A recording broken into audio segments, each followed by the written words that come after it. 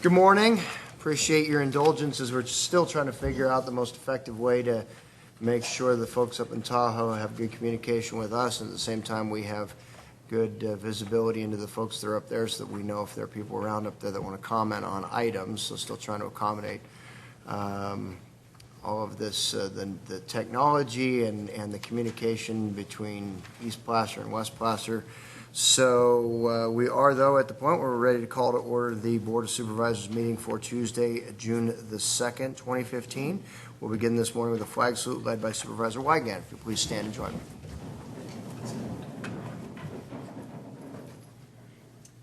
I pledge allegiance to the flag of the United States of America and to the republic for which it stands, one nation, under God, indivisible, with liberty and justice for all. Thank you very much. Ann will now read our statement of meeting procedures. Welcome to the Placer County Board of Supervisors meeting of Tuesday, June 2nd, 2015. Agendas are available on the wall outside this meeting room. If you are here to speak on an issue not appearing on the agenda, you may do so during the public comment period. There's a 3-minute time limit per speaker. The board is not permitted to take action on items addressed under public comment. When you speak, clearly state your name and address for the record. All items on the agenda will be open for the public to address before final action is taken. There's a 3-minute time limit per speaker, there is a 3-minute time limit per speaker, which will be monitored by a timer on the podium. If there is a person speaking on behalf of a group with no other testimony from another member of the group, please identify yourself as such, and your time may be extended at the board. Keep in mind that the chairman has the discretion of limiting the total discussion time on any item. If you are hearing impaired, we have listening devices available. It is requested that all cell phones be turned off or put in the silent mode. Thank you for your participation and cooperation. Thank you, Ann. And we move on to our consent agenda. Are there any items that board members wish to have removed for discussion, removed from consent? Seeing none from the board, any members here in Auburn or any members of the public here in Auburn wish to have anything? And in Tahoe, is there anybody that wishes to have something removed from consent? Good morning. Good morning. Ellie Waller, Tahoe Vista resident. It's not that it needs to be removed, but some further discussion or clarification, so I guess it is a removal. Yes. I'd like to thank 17A Tahoe Basin Community Plan Update. Okay, thank you very much. Any other items in Tahoe that anybody want removed for discussion? Okay, so does the board, do we have a motion to approve remainder of consent absent item 17A? Okay, we had a motion, Wygant, second, Holmes. Roll call, please. Wygant, Duran, yes. Holmes, yes. Montgomery, yes. Euler. Aye. All right, let's go ahead and jump straight to 17A, take that up and get rid of that item. Then we have somebody from planning here to speak to that item. Ms. Waller, you want to go ahead and begin by stating what your comments or concerns are on the item? Yes, I first like to thank staff for the reconsideration, or the board combination of, for the 60-day comment period. My questions are, the packet has the old contract dated 2014, so there's items in there that now should be removed, like the analysis of the Tahoe Expeditionary Academy. Not sure how to approach the budget issue of $31,700. If you're removing some analysis, does that need to be revisited?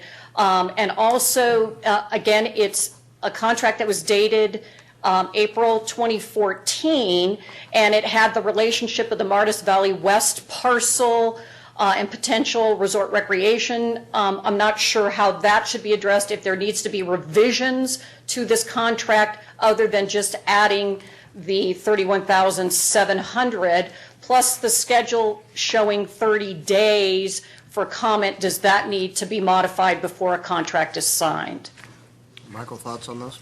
Mr. Chair, the scope for the environmental impact report has been modified to remove those elements. It is not typical for the county to go back and amend the contract but the scope has been modified. Okay. All right, any other questions, Ms. Waller?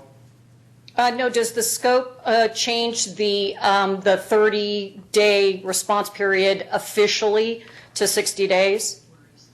No, that was an action that staff took yesterday and clarified through an email to the community. Okay. All right, thank you very much. Any other comments by any other members of public in Tahoe on this item?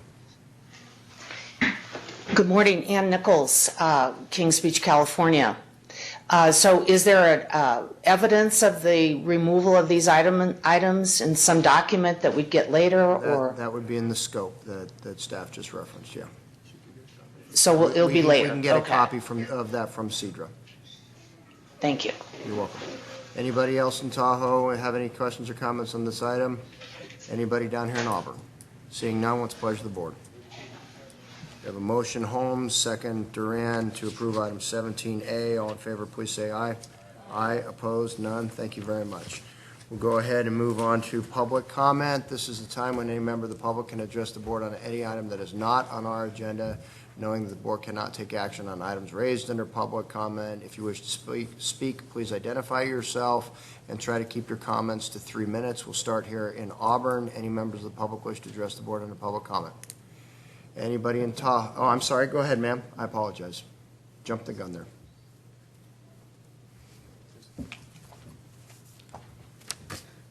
My name is Bhakti Banning. I live here in Auburn.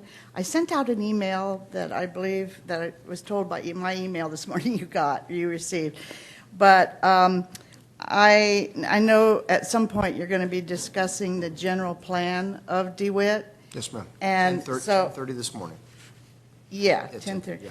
But in reference to that, I was concerned about the senior gardens. So should I talk now or at 10:30? As we're, I think it's probably more appropriate to have that as part of the general DeWitt conversation. So if you can hang, Oh, okay. if you can hang out till 10:30, we can have that conversation. Okay, very good. All right, thank you so much. Anybody else here in Auburn? Yes, ma'am. Come on up. Good morning. My name is Michelle Coleman. I'm the Executive Director of Stand Up Placer, formerly Peace for Families. We provide services for the survivors of domestic violence and sexual assault here in Placer County. We also are the Placer County Rape Crisis Center. Excuse me. I did want to come this morning because I wanted to thank you. We had a very successful fundraiser in April, Stand Up and Dance with the Placer County Stars. And the board gave some money to that event, and I wanted to thank you. I wanted to let you know how much your help and the money that we raised there allows us to serve more survivors in our community, to provide more hours of therapy, to provide more services to those who are in our permanent supportive housing program. And also, we just recently started a art therapy for sexual assault teen survivors here. And these funds help us to do that, aside from the sort of grant funding that we get. I also want to take an opportunity to thank a very special person on the board. If you weren't there, then you missed a very dramatic Argentine tango done by your own Jim Holmes. So I want to thank you again, Jim. He was very brave to get up there and do that and did a wonderful job. And I'm also going to throw out a challenge so that next year you know that we will be coming back to you looking for another board member to possibly participate. And I have heard there are some on the board who are performers, so we will be reaching out to you. So thank you again for your support. Finger pointing. I think so. It'll go from the Argentine tango to the Cabbage Patch. Get that. Hi, Veronica Blake, CEO at Placer Community Foundation. I'm just here to say thank you for supporting the Big Day of Giving. I wanted to give you just a couple of statistics after a very successful event. Over $5 million was raised for 529 nonprofits in the region, 111 of which were from Placer County. $850,000 was raised for the Placer groups, which is a 65% increase over last year. Of the 6,000 gifts that the Placer groups received, that was a 117% increase. And I think the most important statistic is that 29% of the people who gave were first-time givers to those organizations, which means that this project that we really hoped would grow philanthropy is in fact doing that. We had two very successful events at the Galleria and the State Theater. Both were put together to get a tremendous amount of media attention. If you watched any news channel that morning, you saw Placer County nonprofits on TV talking about their cause and getting super visibility for their organizations and their great work. Large support from organizations throughout the county. All the chambers of commerce were involved. The Young Professionals Group, the Ripple Effect, was involved. Gold Country Media, so many local businesses. Our very own Placer Land Trust raised the most money in the entire region at $127,000 that day. Some other noteworthy contributions were received by Seniors First, coming in at $21,000, the Performing Arts Center at $18,000, Placer Food Bank at $23,000, the Rockland Historical Society, $21,575, Gold Country Wildlife Rescue, $14,000. So this was a really great project for you to support. It had a really great reach, lots of visibility for lots of groups. We got to see that all the training we've been providing for social media is working. I don't think it would be possible for anybody in this county to have not heard from a nonprofit during about the 2 weeks prior to that, but we really appreciate your support and all of the effort that you put into supporting the nonprofit sector in the county. Thanks so much. Thank you, Veronica. And I know that you had a very active role in helping to put together the first day of giving that we did regionally, and that, of course, is carried over. And so thank you for the assistance that you give to all of our regional nonprofits by your role in that. Thank you. Yeah. Good morning. If I'm sorry. I could just jump in, Veronica, thank you very much, wearing my other hat as the Symphony Board President. The training that you provided to all the nonprofits was incredibly helpful. I don't know if you know, but we actually ended up winning the 30-second video bonus award. So just absolutely delightful to participate for the second year. And I was really honored to be able to donate to the Placer Community Foundation as part of the Big Day of Giving. And I think often the fact that we can donate to your entity gets overlooked. So I just really wanted to put a plug in for donating to the Community Foundation. Morning, Mr. Henry. Good morning. David Henry. I'm the president of the Placer County Fair Association, and it's June, so it's Fair Month. The fair begins on June 25th, runs to the 28th. Here to personally invite all of you to the fair. Each of your offices should have received a packet from the fair with tickets to the fair. We're looking for a great fair this year. We have a lot of exhibits. We have Miss Placer County and Miss Teen Placer County on Saturday night. We also have races on Saturday night. Culminating on Sunday with one of my favorite events, which is the Junior Livestock Auction, where we have kids from all over the county who have been busy the past few months raising the various animals, from chickens and rabbits all the way up to hogs, lambs, goats, and steers. So hopefully to get all of you out there to help support the kids. We will have assigned parking spaces for you in J-Lot at the fair.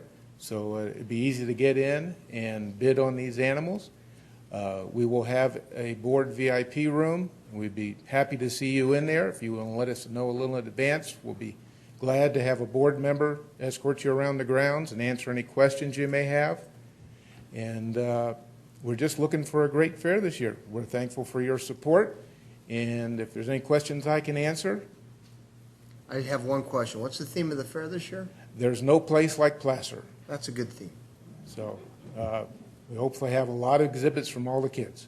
That's great. Thank you. Thank you, Dave. Appreciate it. Anybody else under public comment here in Auburn? And any public comment in Tahoe? All right. Seeing nobody jumping forward, we'll go ahead and go to Supervisors Committee reports. Any member of the board, anything they wish to report at this point? Nope. Okay.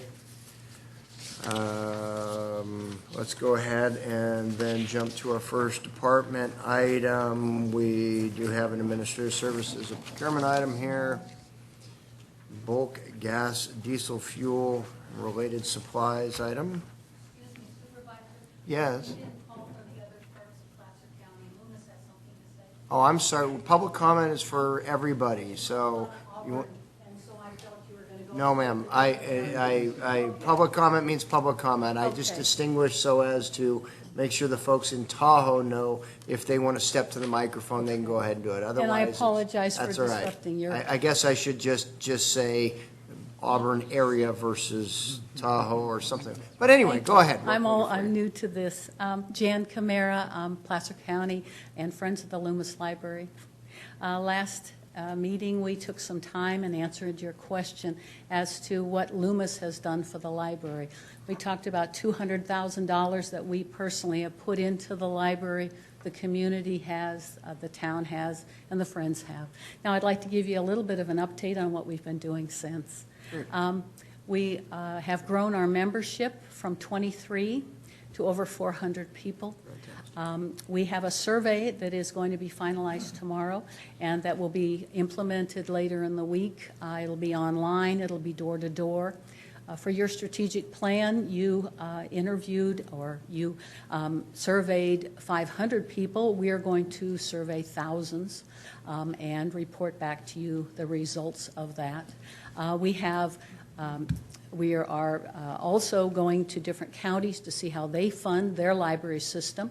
We're sending a group to the American Library Association conference in San Francisco later this month to see how other states fund their libraries. We have a fundraising. We have a speaker series which is going to culminate in a New York Times best-selling author. John Lesqua will be in Loomis. He will be doing a presentation and doing a book signing of his newest novel, The Fall, which is very exciting for us. Your strategic plan has lots of good points. We are putting them into our plan, but it has one sentence which we object to, quote, Placer County is moving away from small-town libraries.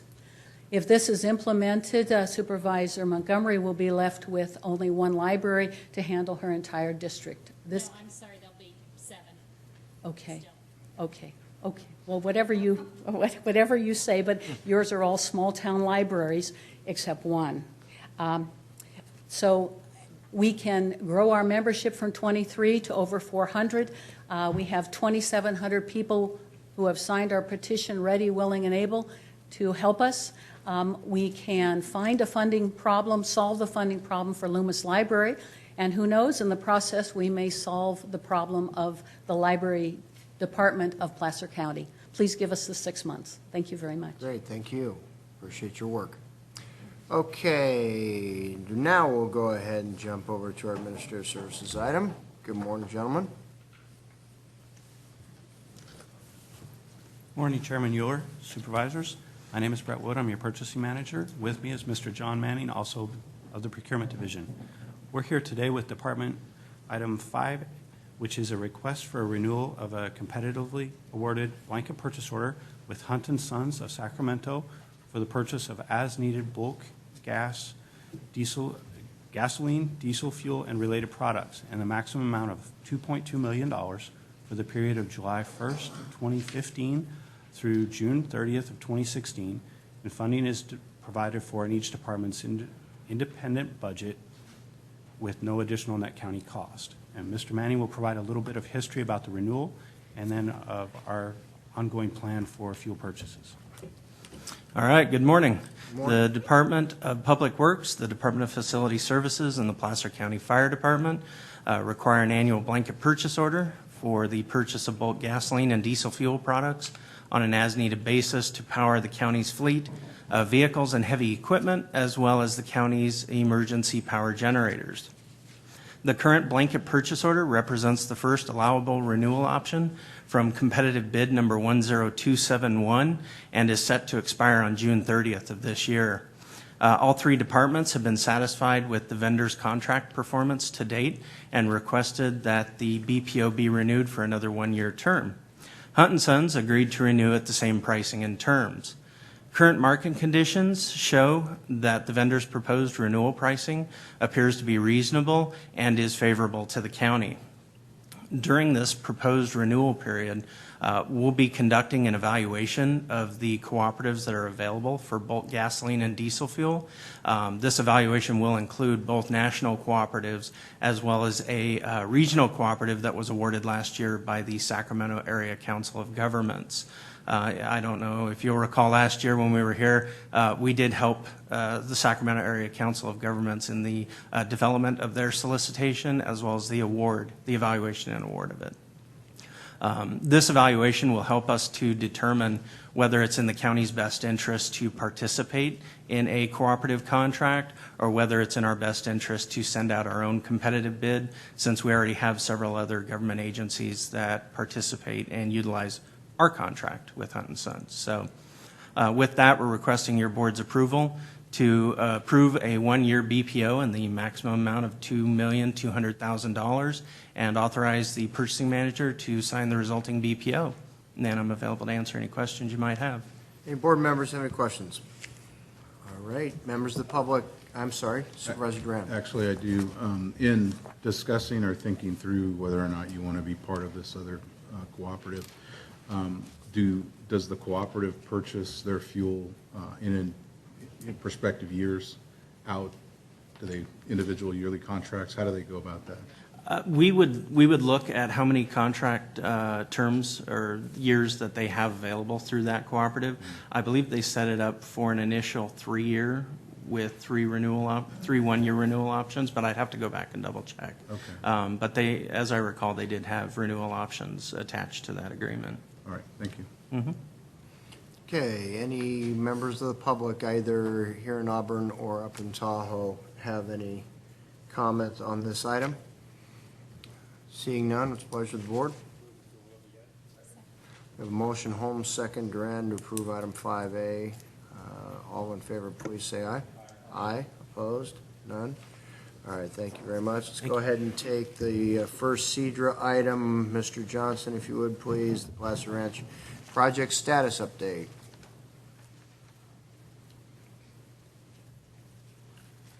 Good morning, Michael Johnson with the Community Development Resource Agency, here to give you an update on the status of the Placer Ranch project.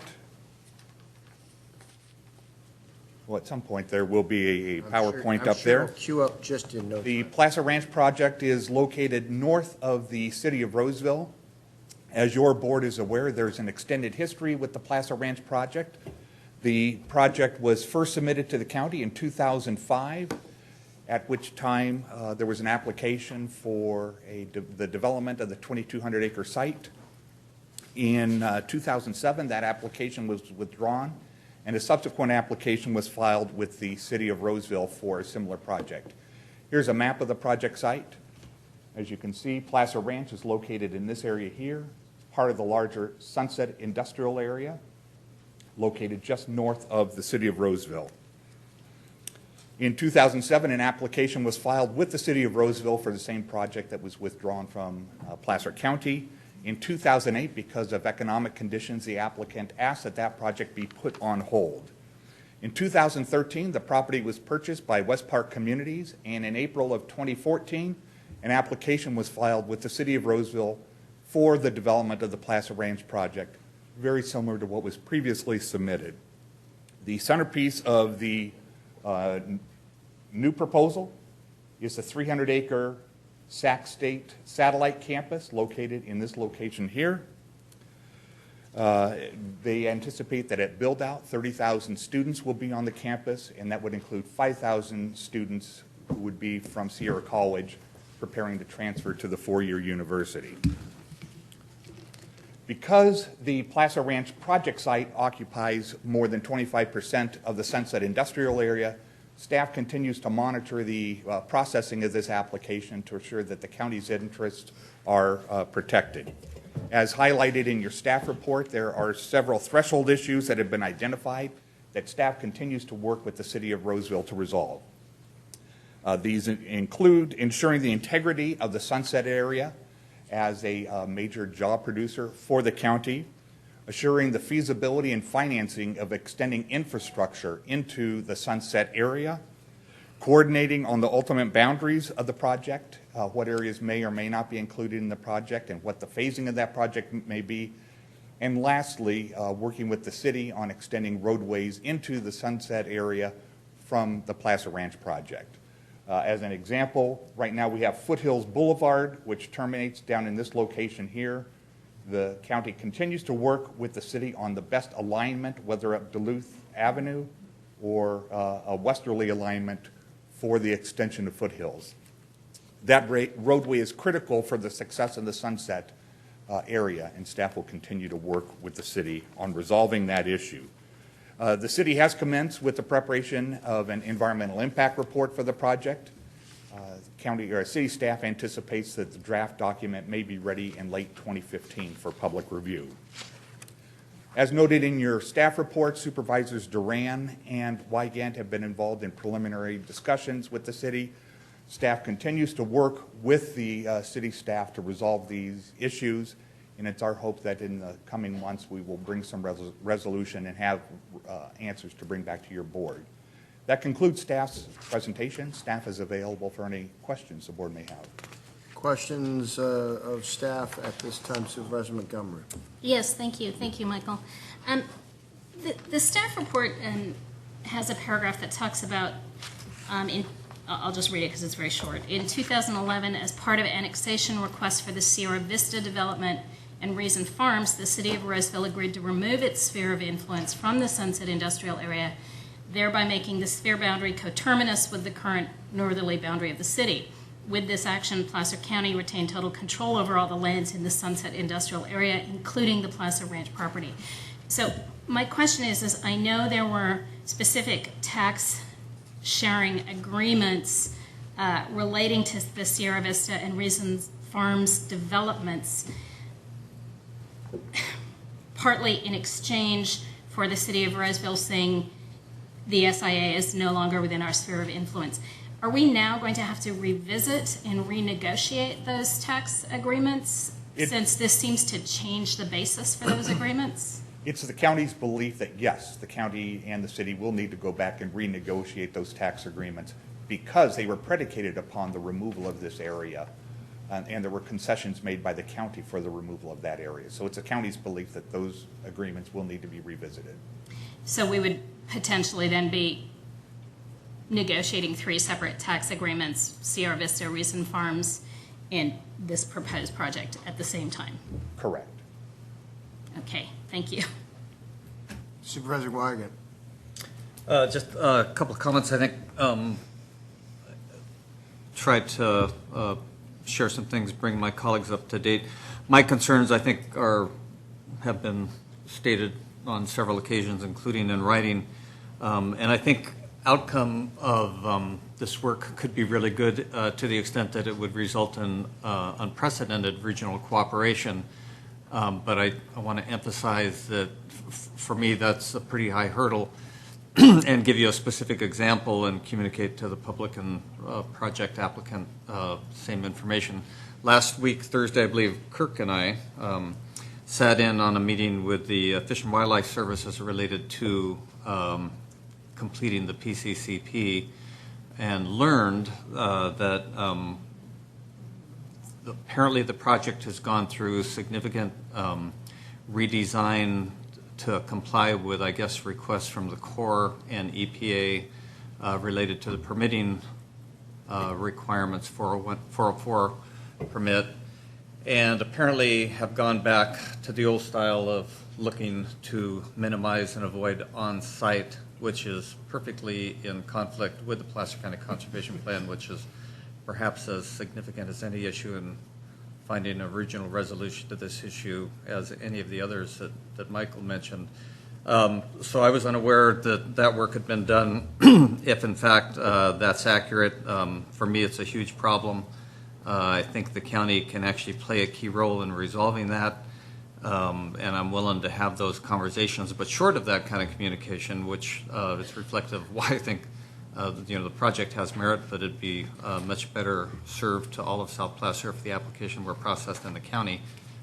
Because if it was processed in the county, this is one of those issues that would have been at the forefront of our attention and something to which we could have given some better advice and found better resolutions. So it's in that vein that I think we need to get going quickly if this is going to work out well for all of us, and I'm happy to pursue that effort. And Kirk, you may have some comments or observations, but this is an example of something that if we take it for granted and don't start addressing quickly and enthusiastically, we're going to have some serious conflicts, I believe. Thank you. Supervisor Duran. Yeah, just a couple of comments myself and more to to what Jen's concerned about. Having participated in the drafting of those tax agreements, I really don't see a whole lot of, I don't think that's the issue. I think, those are agreements, we can amend those as long as we agree on the terms. That's a pretty, pretty straightforward issue. The bigger issue is going to be the discussions in addition to what Michael's talking about, services. I know that the sheriff's interested out there. I know we have to have fire discussions, those kinds of things are going to be very critical in addition to what staff has identified to be of interest to the county. I'm happy to participate. I've had, and as you all know, I've been hypercritical of the relationship between the county and the city and things that have happened both outside of my participation on the Board of Supervisors as well as in, not pointing any fingers at anybody, but I've been negotiating things like this for the better part of 15 years. I see a lot of opportunity here for the folks of Placer County, but at the same time, I'm able to sniff out whether or not this is going to be successful or a colossal waste of time in a very short period of time. But the primary thing I want to say is that this is, to me, very important, but it's also a business deal. This isn't going to be something that's going to happen in the back of a room with a wink, wink. Hey, Jack, I need a favor. The terms of whatever we do need to be a win for Placer and a win also for the city. And I think we can get there in one form or the other if you have a willing partner that wants to do it. So that's all I have to say. Okay. Robert, was there anything else you wanted to add at this point before I stop there? Okay. This is just an update for the board, and there is no action for the board to take. However, if there's any comments from folks in the public in regard to this update, be happy to take those at this time. And can't imagine, but if there's anybody at Tahoe wants to comment on this? Nope? Okay. Since there's no action required, but we did receive an update, and we've heard pretty clearly from two supervisors about some opinions about how things are going along. Last time we talked about this at the board level, there was specific direction given that we encourage our staff to work directly with the staff of Roseville and kind of pull the electeds out of that conversation and let the staffs proceed to define what the kind of the main issues were going to be. I believe that work is done, has been done, and has been reported back. And if we've reached a point in the conversation with the city where we start having some conversations around relevant policies, as have been raised by two of the supervisors, I certainly think it's appropriate at this time for staff to be able to engage with the supervisors to have those conversations. And so to the extent that it's helpful to staff to move this process forward, to begin having conversations where those two supervisors whose districts are most greatly impacted by this project, that would be clearly Supervisor Wygant, since it's his district, and Supervisor Duran, since it's adjacent to his. To the extent that it's helpful, I'm certainly willing to have those supervisors involved in working with staff at this point. So unless there's any other discussion by board members, then we'll go ahead and move on with our board item. Thank you very much. Okay, let's jump back to our timed items to take up our 9:25 timed item. This is facility services, our annual review of county service areas, assessments fee report for 2015-16. Good morning. Good morning, Chairman Euler and members of the board. I'm Valerie Bain, Administrative Services Manager with the Department of Facility Services. Today I'm requesting your board conduct a public hearing to adopt a resolution to confirm the county service area annual assessment and fee report for fiscal year 2015-16 and authorize the collection of assessments on the 2015-16 tax roll. By way of background, since 1983, the county has required that many new subdivisions form a county service area to fund the operation and maintenance of infrastructure improvements. The formation of each CSA and associated assessments was approved by the property owners at the time of project development. County departments and county departments administering these CSAs are Office of Emergency Services, the Department of Public Works, and the Department of Facility Services. Services and facilities provided by CSAs include street lighting, road rehabilitation, drainage maintenance, snow removal, fire protection, parks, and landscape maintenance. Some of these CSAs include cost of living adjustments in accordance with the original voter-approved assessment, while others do not because no inflator was included at the time the CSA was formed. Only those CSAs with voter-approved inflators are adjusted. Pursuant to state law, your board shall conduct a public hearing and by resolution confirm the annual report that details all CSA zones of benefit assessments to be placed on the county tax roll. The annual parcel fees collected funds all costs associated with the CSA program, and therefore there is no net county cost. Your board should have received an amended resolution that properly refers to Exhibit A instead of Attachment A. Exhibit A contains all the individual parcels and their associated assessments and is available for review at the clerk of the board. I'm available to answer any questions that you may have. Otherwise, this would be the time to conduct the public hearing. Board members have any questions on the item before we open the public hearing? All right, seeing no questions by board members, go ahead and open the public hearing to consider public input on our annual adjustment to our CSAs for 15-16. Any members of the public wish to address the board on this item in Auburn? And any in Tahoe? Okay, we'll close the public hearing, bring it back to the board.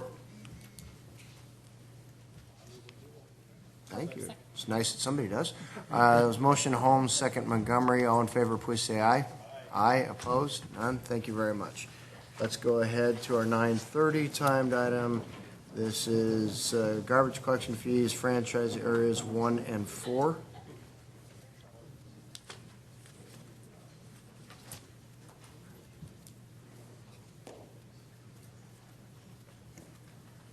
Good morning, Chairman Euler, members of your board. I'm Kevin Bell, the Environmental Engineering Program Manager. I have Walt Schwal, who's a Senior Civil Engineer with Facility Services with me.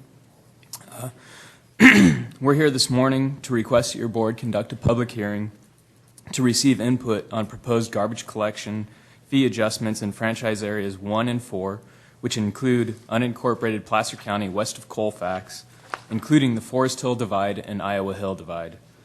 Approve an amendment with Recology Auburn Placer for solid waste handling services to incorporate increased garbage collection fees charged to the public for fiscal year 2015-16. This will result in increases of up to 1.5% for the regular ongoing residential and commercial services, and up to 15.8% on temporary bins and debris boxes at no net county cost. And we'll discuss those in a little bit more detail and why those increases are necessary.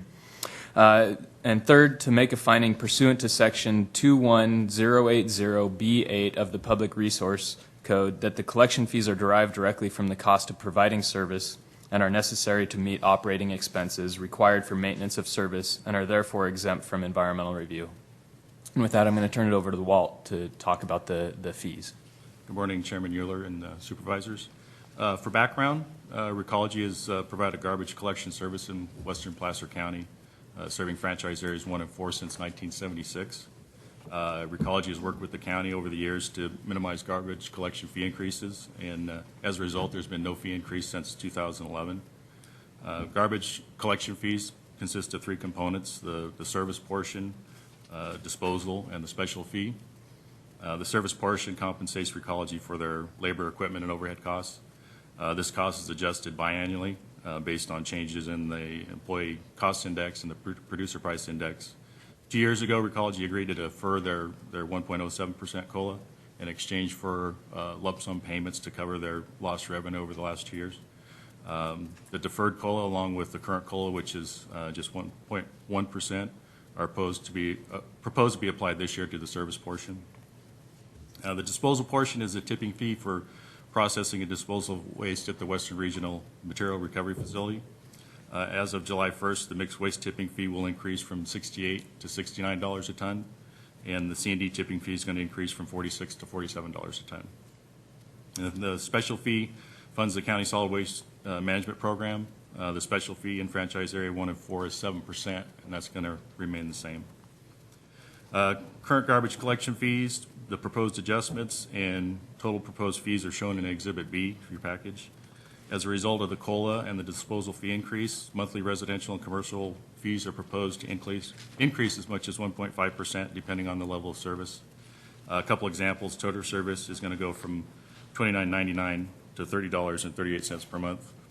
And the 3 cubic yard commercial service would increase from $249.75 to the $252.89 per month.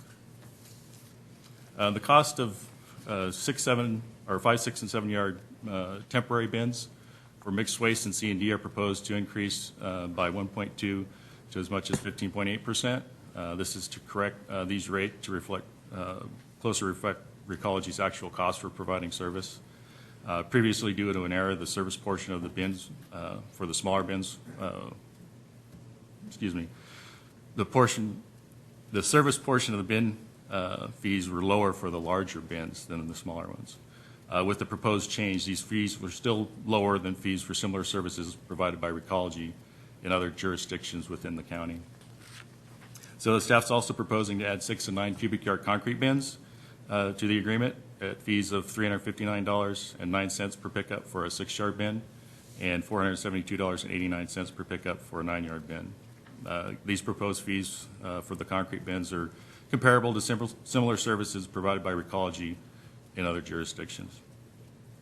The amendment's also going to revise the COLA calculation methodology to average 2 consecutive years of the COLA to arrive at a biannual COLA. This will be consistent with the agreement with Tahoe Truckee Disposal for franchise areas 2 and 3, which was approved by your board in April of this year. For Prop 218 noticing, by resolution in 1986, the Board of Supervisors established a basic monthly fee on all developed parcels or properties in the Forest Hill Divide for the purpose of operating the Forest Hill Transfer Station. This was a result of numerous meetings with the Forest Hill community to develop a program that would be acceptable to the community and improve solid waste handling in the Forest Hill Divide. So all owners of developed property in the Forest Hill Divide that pay the basic fee have full access to the transfer station with no gate fees. They may also have curbside collection service from Recology, with the amount of the basic fee being applied as a credit toward their garbage collection fee. All the property owners in Forest Hill Divide who are billed the basic fee were notified of the fee increase in compliance with Proposition 218. The basic fees proposed to increase from $17.72 to $17.96, which is a 24-cent increase per month. During the public hearing, the clerk of the board will provide a final tally of all protests received up until the time of the hearing. If a majority of affected property owners in the Forest Hill Divide file written protests, the proposed fee increase will not be imposed. A total of 2,374 notices were mailed. 30 were returned undeliverable. And as of my last check yesterday, we had a tally of 100 protests received. 1,188 protests would be needed to be received in order for a majority protest. Property owners in areas 1 and 2 who don't have access to the transfer station and are not subject to the basic fee are not subject to Prop 218 noticing. These customers were notified of the fee increase via a note on their billing and through newspaper ads. So in order to implement the proposed collection fee increases, your board must conduct a public hearing, consider protests from affected property owners, and approve amendment to the agreement with Recology. If approved, the proposed changes would take effect July 1st of this year. With that, we can take some questions. All right, board members have any questions? Not seeing any. So at this time, we will go ahead and open the public hearing to receive input on the proposed garbage collection fee adjustment, franchise areas 1 and 4.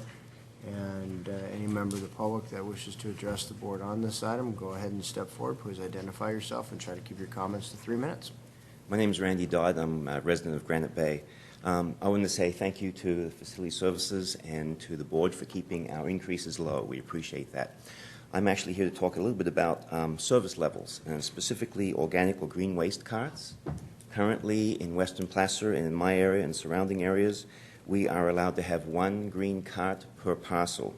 Yet we have a substantial amount of green waste, yard waste, because we have a lot of trees, bushes, leaves, and such. And so what happens with this green waste is we put it in our gray cart, so it ends up in the landfill, or the MRF has to process it. Sometimes it's hauled away by individuals, which means more road trips. Other times it's burned, and there's a lot of burning going on in the county. I discussed this briefly with the pollution control people, and they felt, as I did, that if we could get less of that out of the burn piles and more into the green waste cycle, that would help. So what I'm asking is we revisit the green waste pickup system and take a look at expanding the program by adding additional carts to parcels. I know of some communities that allow unlimited number of carts. Some communities lock it down at only 5 carts. I'm asking for at least at a minimum if we could add at least 1 extra and maybe make it 2 carts.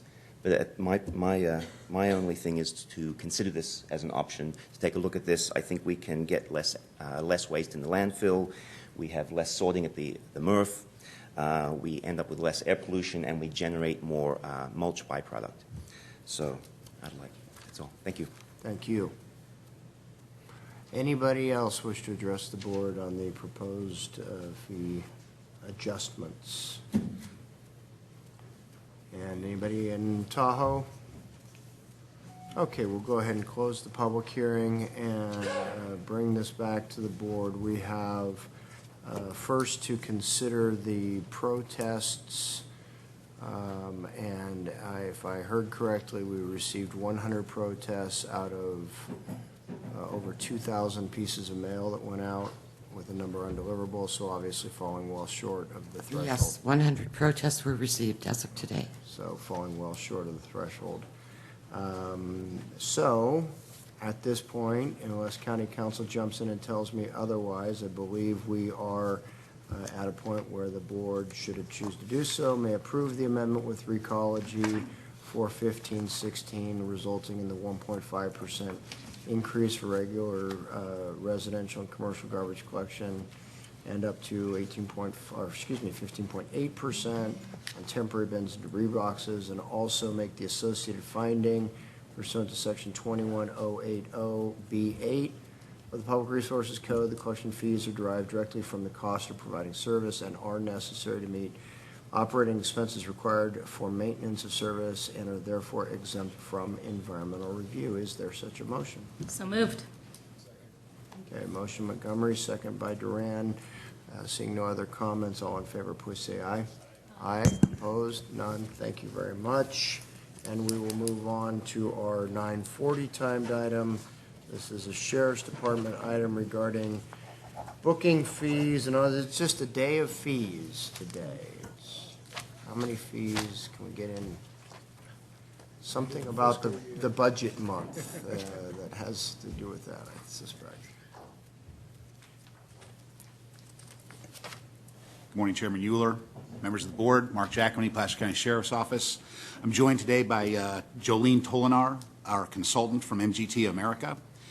We're requesting today that you conduct a public hearing to adopt an ordinance to amend the Sheriff's Office jail access fees charged to cities, incarceration fees for the main jail and minimum security, and booking fees charged to defendants at sentencing based on annual study and cost of fees. These fees, we come to you annually. They're based on 2-year prior actuals. So I can answer any questions for you that you might have at this point. And also, Ms. Tolinar is here to answer any questions about methodology for calculations that are set in the government code. Okay, the report is fairly inclusive, so any questions the board or board members have any questions or clarification on what is put in front of us at this point in regard to adjusting these fees? Seeing none of the board, any members of the public want to address the board on this item prior to us taking action either in Auburn or in Tahoe? Okay, thank you. Good point. County Council reminding me that it is a public hearing, and therefore we'll go ahead and officially open the public hearing for all 27 of you that wanted to hop up and take, oh, they left. Okay, we will close the public hearing, bring it back to the board for action. A motion, Duran, second Holmes, to make our changes to fees charged to cities, incarceration fees for main jail minimum security, and booking fees charged to defendants at sentencing based on annual study of costs and fees. All in favor, please say aye. Aye. Opposed? None. Thank you very much. And we will go back to our department items. Let's go ahead and pick up with item 6B, groundwater legislation update. Mr. Story's got one to tell. Yes, Honorable Supervisor Chairman Euler and honorable board members, thank you. I have no fees today I'm asking for. It's an informational item, so caught you a break there.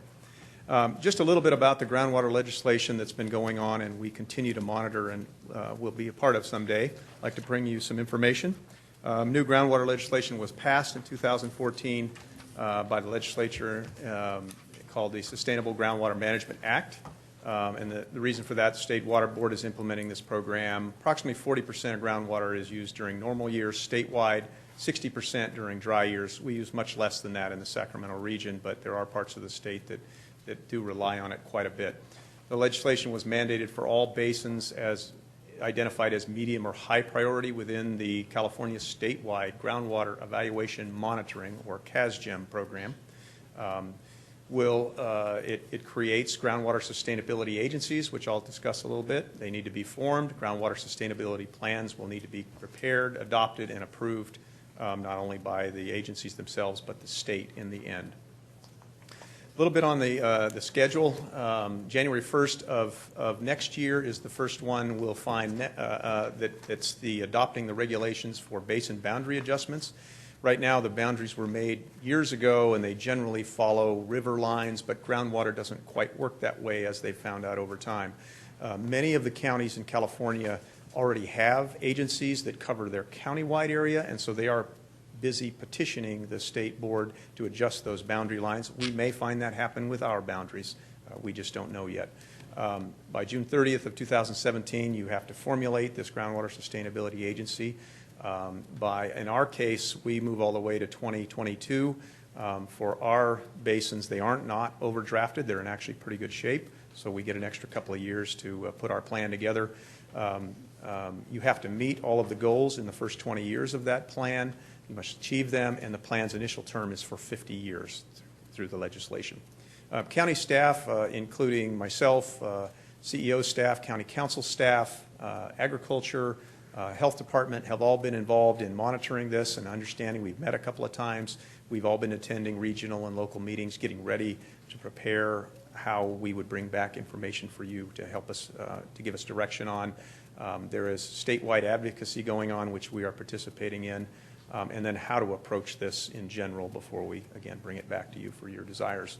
And just a pictorial, first you must form the agencies, then you must adopt the groundwater plans within 5 to 7 years, and we're the 7-year, and then once they're adopted, as I said, it's a 20-year plan. You have to achieve those. For Placer County itself, we have 5 groundwater basins identified within that CASGEM program. The first one is the Sacramento Valley North American Basin, which I'll talk a little bit about, and that is a high priority. Obviously, that means what you think it means. They want to monitor that one to make sure that we do not get into an overdraft situation. There is the Martis Valley Basin in eastern Placer County, which is rated as a medium priority. Obviously, not as many people up there drawing off the groundwater, so that's likely why it was there. We also have 3, the Olympic Valley Basin, the Tahoe Valley North, and the Tahoe Valley West Basin are all very low priorities, and they are, the legislation is not applicable to them at this time, so we do not need to create any organizations to support that. The North American Groundwater Subbasin, as you see, it's in the western part of the county. If you look at it, the bottom part is really Sacramento County. The part to the left is Sutter County, and then the part to the right is basically Placer County. So we have 3 counties. There are approximately 28 to 30 organizations that we know of that play in that groundwater basin. There are also multiple, which I'll talk about in a minute, other entities that we must reach outreach to for that process. So that's just a picture of it. Currently, as drawn, again, that boundary could change to county lines. We don't know yet. A little bit about that.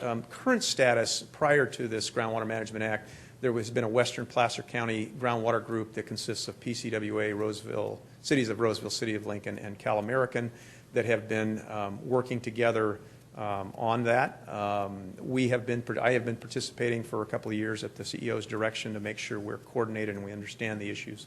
Sacramento County Groundwater Agency, it's really the Groundwater Authority, which is countywide for them. They also participate with the monitoring of that basin and are in good collaboration with that Placer County group, and I've actually had a couple of meetings with them. Sutter County discussions have been very minimal to date. The South Sutter Water District is actually a collaborator in our basin and has participated in some things. The County of Sutter, I know I've reached out to my counterpart, and so has County Council. We just haven't got there yet, and that's a part of what we'll be accomplishing. The next one, being the medium one, is the Martis Valley, and basically the top half, the purple, is Nevada County, and the bottom half of those colors is Placer County. Again, the current status prior to all this, there is a Martis Valley Groundwater Group consisting of Truckee Donner PUD, North Star CSD, and PCWA. I might add both of these previous groups do have groundwater management plans, and they have been monitoring these areas for 2007 was the North American Subbasin plan started, and 2013 was the Martis Valley. There are some coordination issues with the Truckee River Operation Agreement, and that flows into the state of Nevada, and therefore there are some complications with that which we'll figure out, but that could potentially set that groundwater basin up to be exempt from the legislation because it deals with another state, and so we'll find that out as we go along with our state. A little bit on the formulation of these groundwater sustainability agencies. The legislation provides for the creation of these.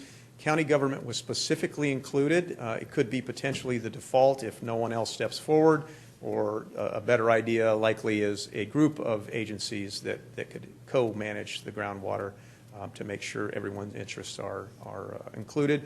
However, if no one steps forward, the state would actually step in and be the groundwater sustainability agency. Current basins, again, have boundaries that extend over several jurisdictional. I talked about that already. There are many options to create these GSAs and many ways to govern them, which we'll be looking into. Public process will be required to create this, which means we need outreach to all state water interests, such as agriculture, tribal, and other agencies in our region. There are state guidelines that are still evolving. We'll begin to see some in 2016, so we'll know more about what that plan actually entails. A little bit about our interests from staff's level perspective, knowing kind of understanding groundwater and what it means to the county.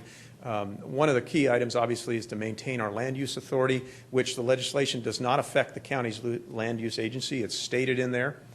We all know how state laws work. We'll monitor that and always bring back information to you about that. In reviewing the Placer County General Plan, it's entirely appropriate with groundwater.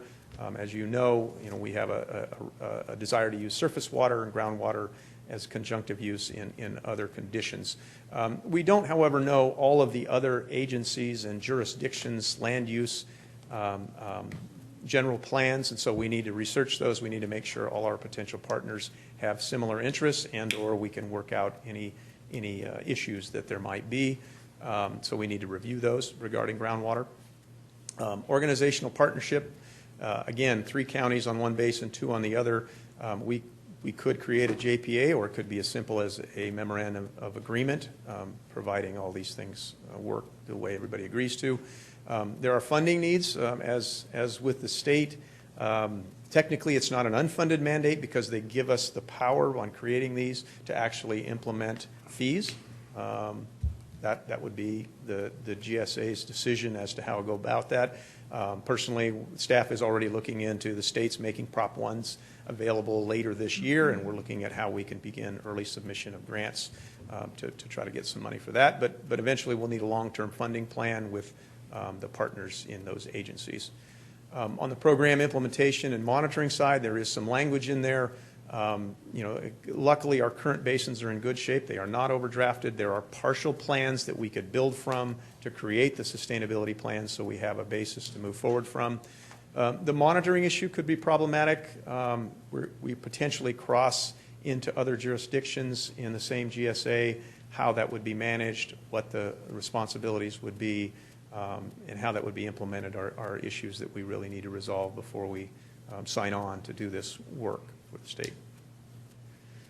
On the implementation goals from current staff's near-term goals, this year would be spent developing the organizational structure preferences, funding options. We'd start the community outreach. We could discuss options of how to create this. Again, as I said, submit grants.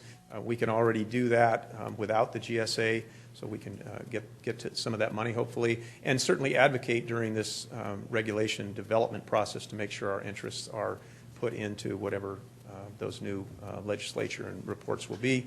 Tomorrow, just specifically, there is a Sacramento Region workshop on the Sacramento Groundwater Management, the Sustainability Groundwater Management Act. I'll be attending. I'm not sure how many other staff members will attend, but that's Sacramento County will be there. We hope Sutter County will be there, and so we can begin some of those discussions and get a feel for what they're looking for. Next year, we're going to need to formulate the organizational option and implement that GSA process, again, should we decide to be a part of that, and certainly submit more grants. And then 2017, as you saw by the timeline, we need to begin the development of that sustainability plan and all the other regulations that might come with it. And I'm happy to answer any questions you might have. Supervisor Montgomery. Not really questions, but just a couple of quick notes that I'm hoping at some point in the future we can circle back on either individually or as a board.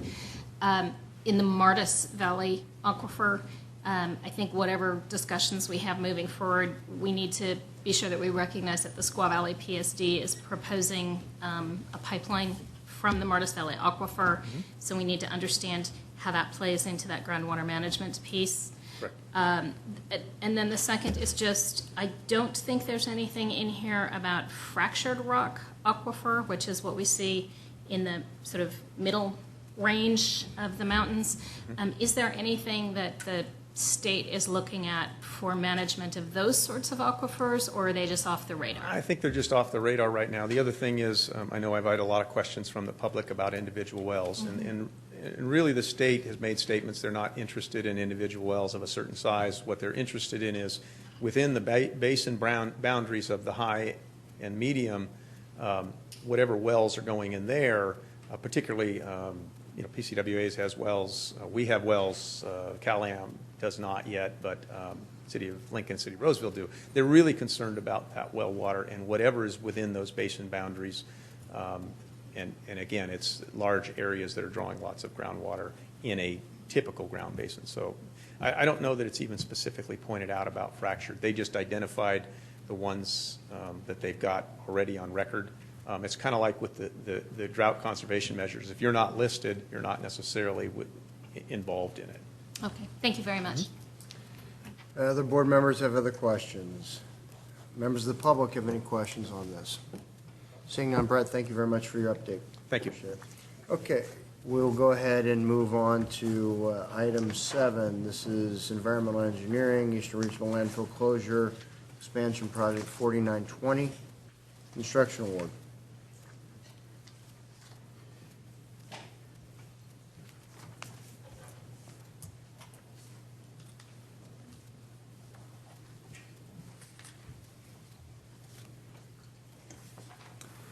Good morning, Chairman Euler, members of your board. I'm Kevin Bell again.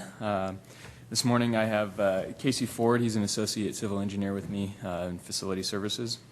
And we're here to request that your board award the bid for construction for the Eastern Regional Landfill Closure Expansion Project, number 4920, near Truckee, to Q&D Construction, Inc., from Reno, Nevada, in the amount of $1,570,535, funded within the capital project budget by tipping fees collected at the Eastern Regional Material Recovery Facility with no net county cost.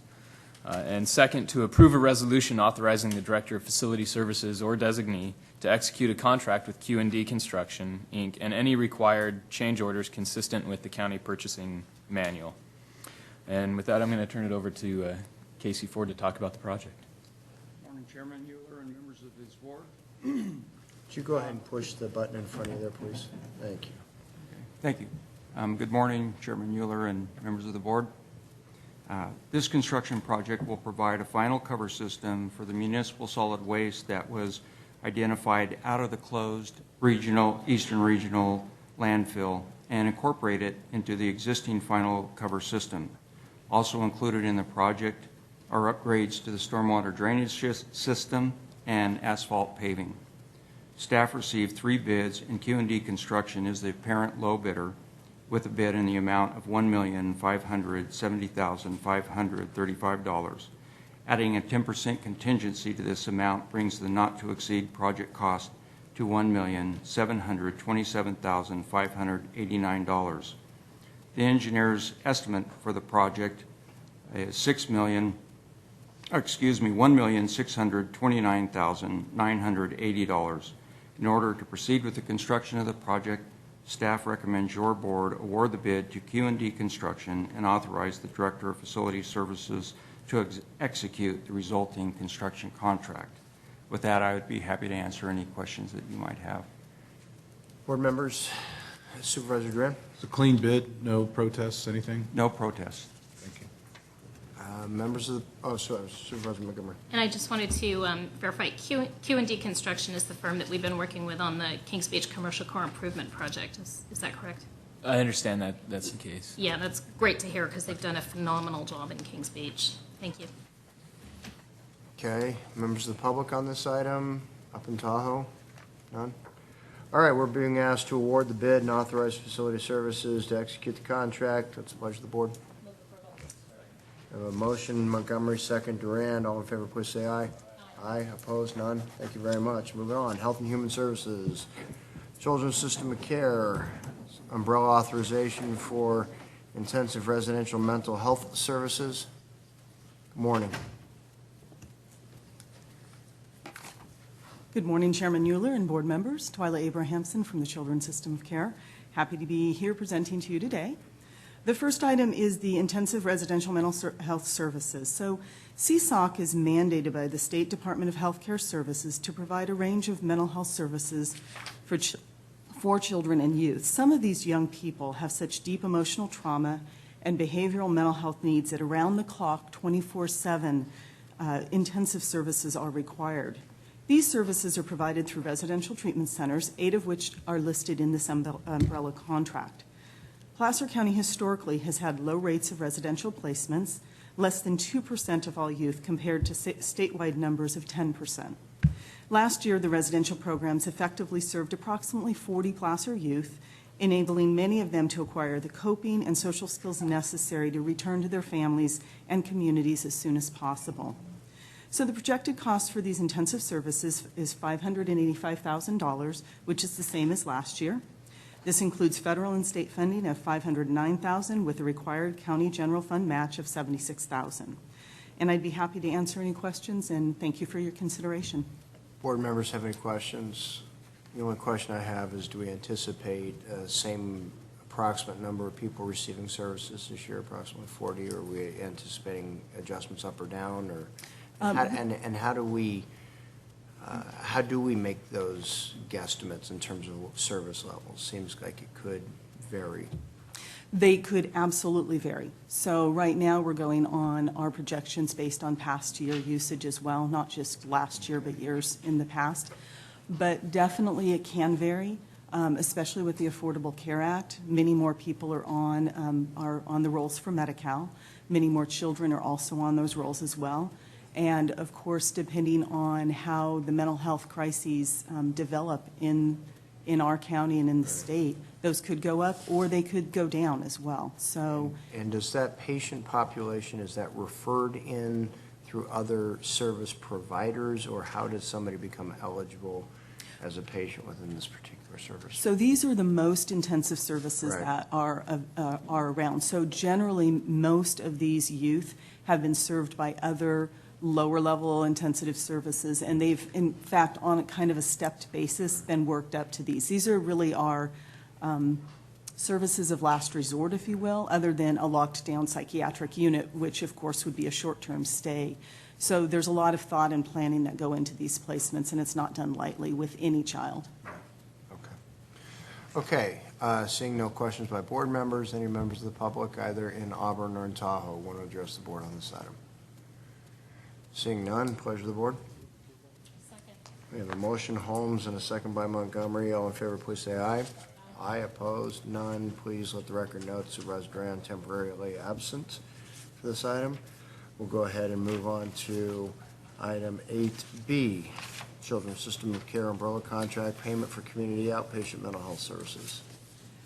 So, Twyla Abrahamson again. So we also have a full continuum of services that we actually have to meet our state mandates for.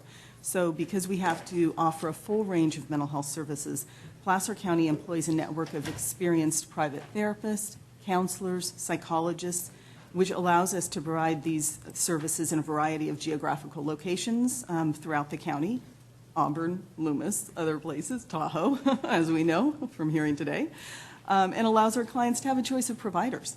Outpatient mental health services are less costly than more intensive services, and having these providers readily accessible in the communities allows less stigma and trauma than hospital or residential care.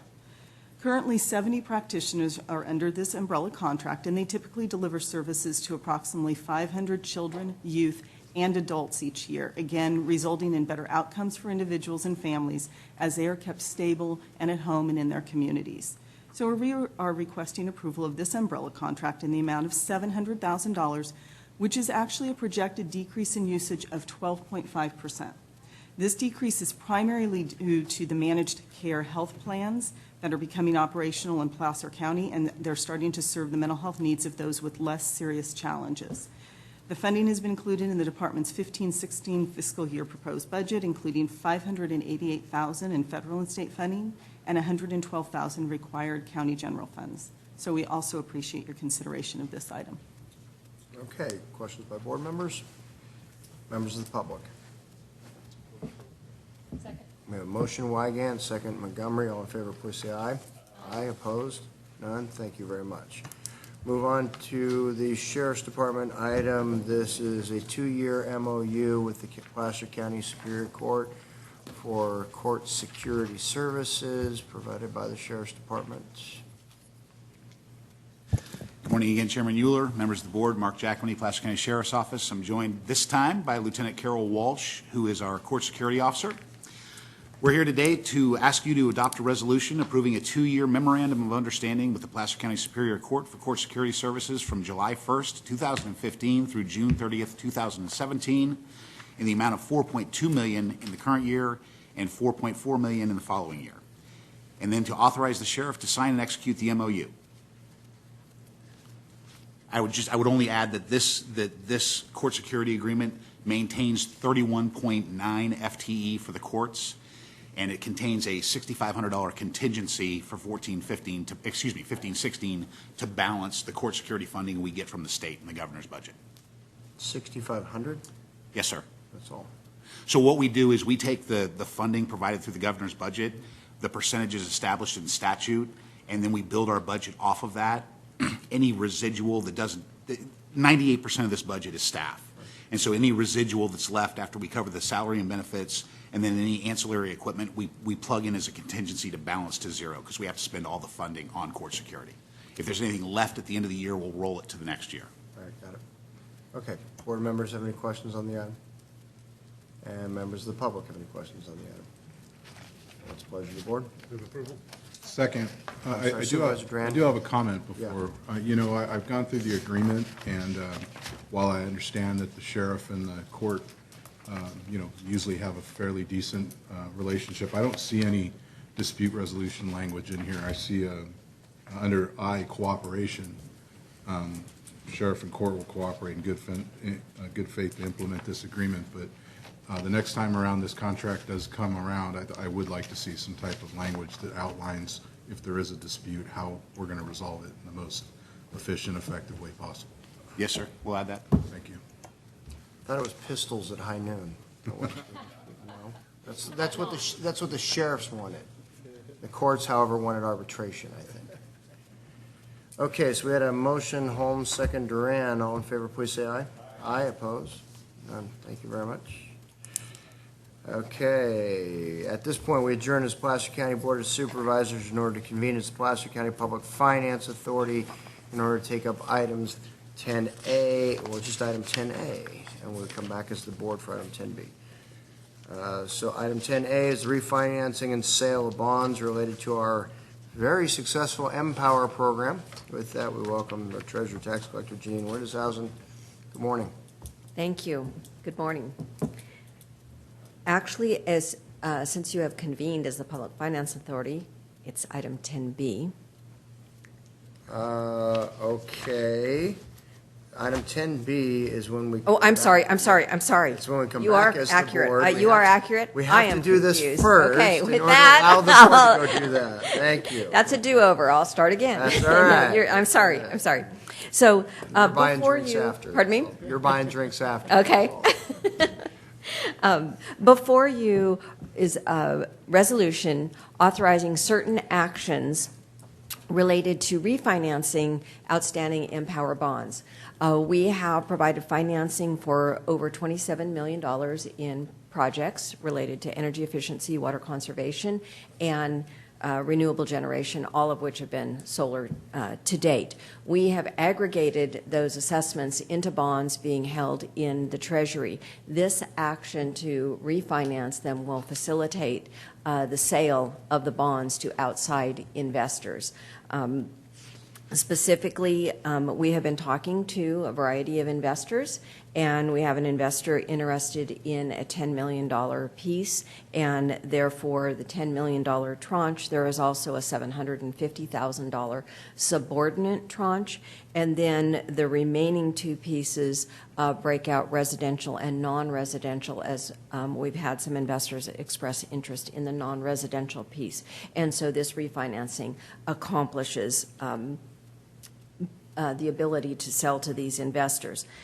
So you are asked to approve in substantially the form on file with the clerk of the board the refunding loan agreement, which dictates how the terms of the loan between the county and the Public Financing Authority are carried out to facilitate the loan that goes to finance the assessments. When the assessments are repaid, it repays the debt service on the loan, and then the bonds are issued in order to take the proceeds of the bonds in order to fund the loan. So with that, I know there are a lot of moving parts. It's very complicated. I've tried to simplify it as much as possible, so I'd be glad to answer any questions that you might have related to the actions 10A. Okay. Board members have any questions? I know we all received extensive briefings from Janine prior to our meeting today to explain a lot of those moving parts. Thank you for that time. I appreciate it. So if there's Supervisor Rand does have a question. Yeah, can you reiterate for the public's knowledge what the savings is going to be on the refinancing? There are actually no savings that are generated on the financing.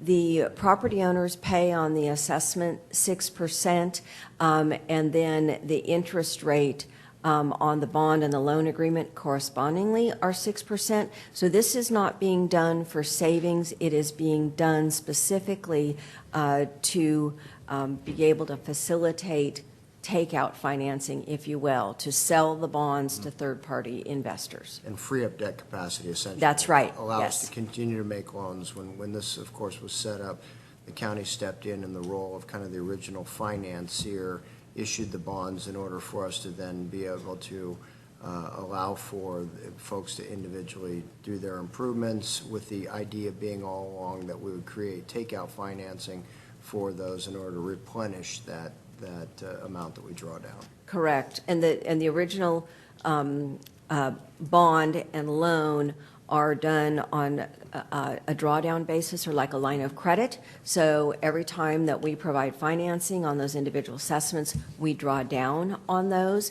The financial markets, especially in the municipal area, are not interested in taking those little tiny pieces, and therefore the aggregation function of the drawdown bonds. Now we have reached a capital market size where the investors are interested. I know one of the pieces that we talked about when we met last week was the commercial piece. Do you have a timetable of when that may be implemented?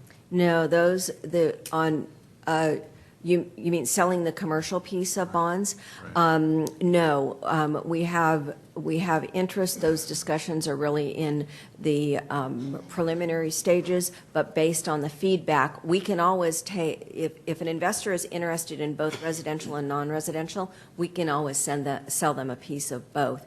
If they're aggregated together, it's a little bit more difficult, to break them. We're back here doing that, so we thought, why not do it in one action, so that we can move forward based on some of the feedback that we've received.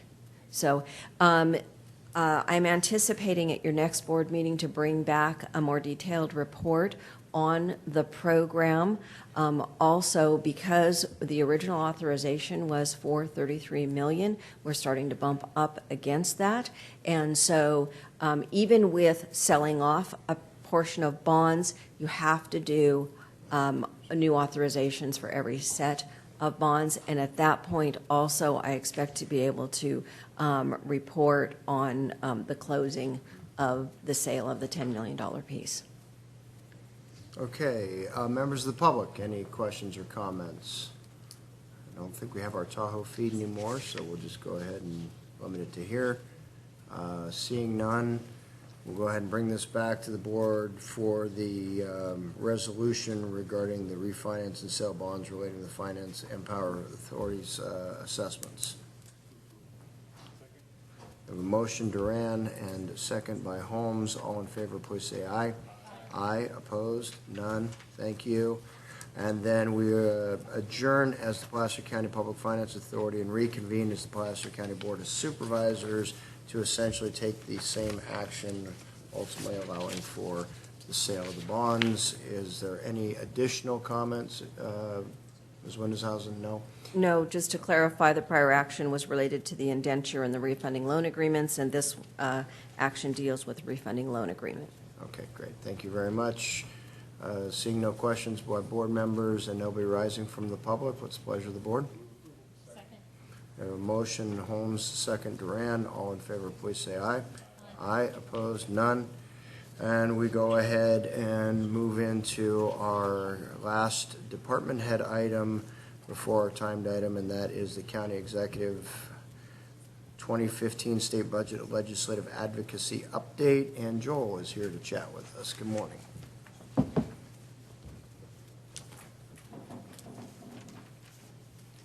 Thank you, Chairman, members of the board. Joel Joyce, County Executive Office. I'm here today to provide you with a brief update on the 2015 May revision of the state budget, as well as our state advocacy efforts to date and going forward into the summer.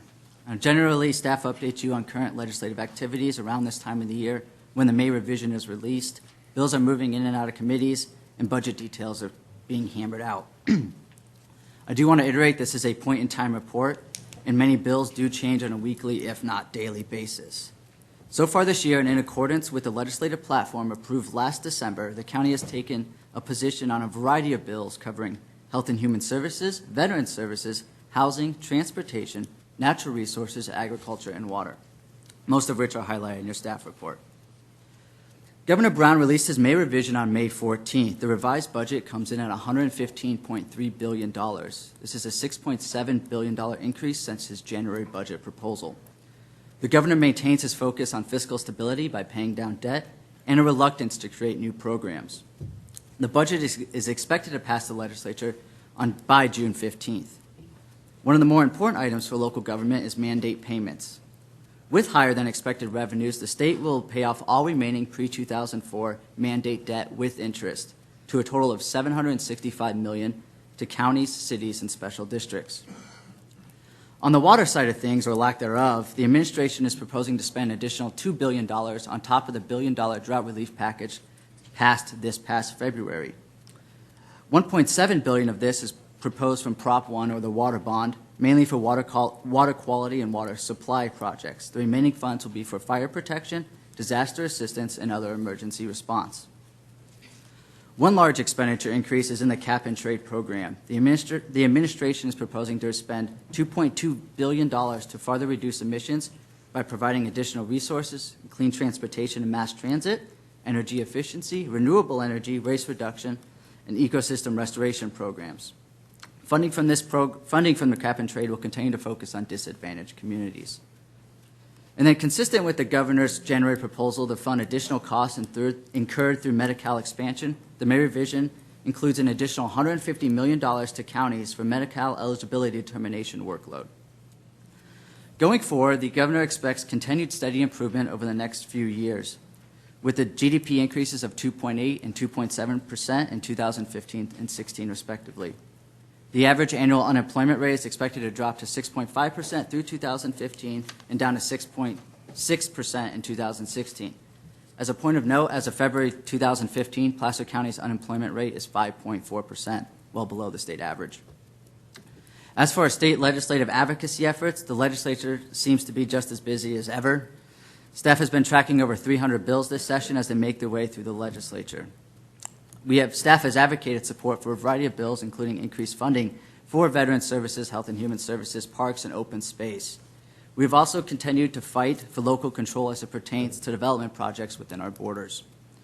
As mentioned earlier, with the groundwater presentation, staff will continue to monitor regulations and interpretations of previously passed bills, as in some cases, these have a greater impact than the bill itself. This includes groundwater, cap-and-trade funding programs, secret reform, and more. Staff will continue to work with our advocacy partners, Peterson Consulting and Conservation Strategy Group, as well as our state associations, CSAC and RCRC, to monitor and respond to legislation. With that, I'm available to answer any questions you may have. Thank you. Thank you, Joel. Board members have any questions? Supervisor Graham? Yeah, one of the things that I've been pretty adamant about is the ERAF shift. And I know that as part of moving forward in the future with regards to fire safety, we're going to be doing some changes and looking at different ways to fund that. One of the things I'm real concerned about is in talking with our chief financial officer is that since the ERAF shift has been made, we've lost approximately $200 million that would have gone to things like fire safety. So I do think that it would be very timely, and I don't know what effect my comment would have on board policy, but to go after a piece of that with other counties that are similarly situated fire-wise. I'll have a quick response to that. I know not specifically ERAF, but there is quite a bit of funding on the fire prevention side of things. Right now I know the Sierra Nevada Conservancy is doing an outreach effort, a large outreach effort on getting the education out to the lawmakers, and we've been a part of that.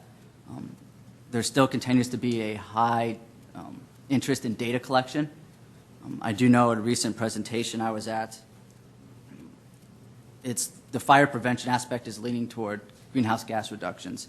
I know at the Rim Fire is estimated the carbon dioxide released in the atmosphere was about equivalent to 2 million vehicles per year. And we see the fire funding really coming from the cap-and-trade side. I do expect with the ERAF shift there will be a big fight with the schools on that. Supervisor Montgomery? Joel, thank you, and I'm glad you brought up the Sierra Nevada Conservancy. I'm actually leaving right after this meeting to go to the Sierra Nevada Conservancy Board meeting where this conversation will be part of our larger board discussion, so thank you for tracking that. Not on our legislative platform, but something that we've all heard a great deal about. Just want to make sure we continue to track the legislation and any potential ballot measures relating to control or reduction of control for sales of marijuana in the state. It's pretty important to a lot of our constituents on a number of levels, including water that we discussed earlier. And so just want to make sure that is still on our radar while not an actual plank in our platform. Yeah. Staff is tracking this very closely. Like, as you mentioned, it's not on our platform, so any action related to this would be brought back to the board. Thank you.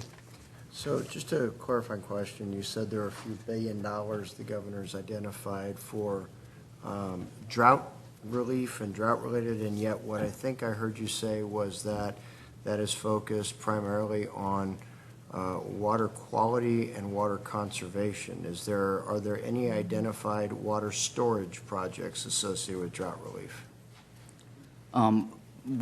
Besides what's in the queue right now, I know Sites Reservoir is a big one. I believe there's some damming projects in the Central Valley. I don't know specifically off the top of my head on what's in the queue.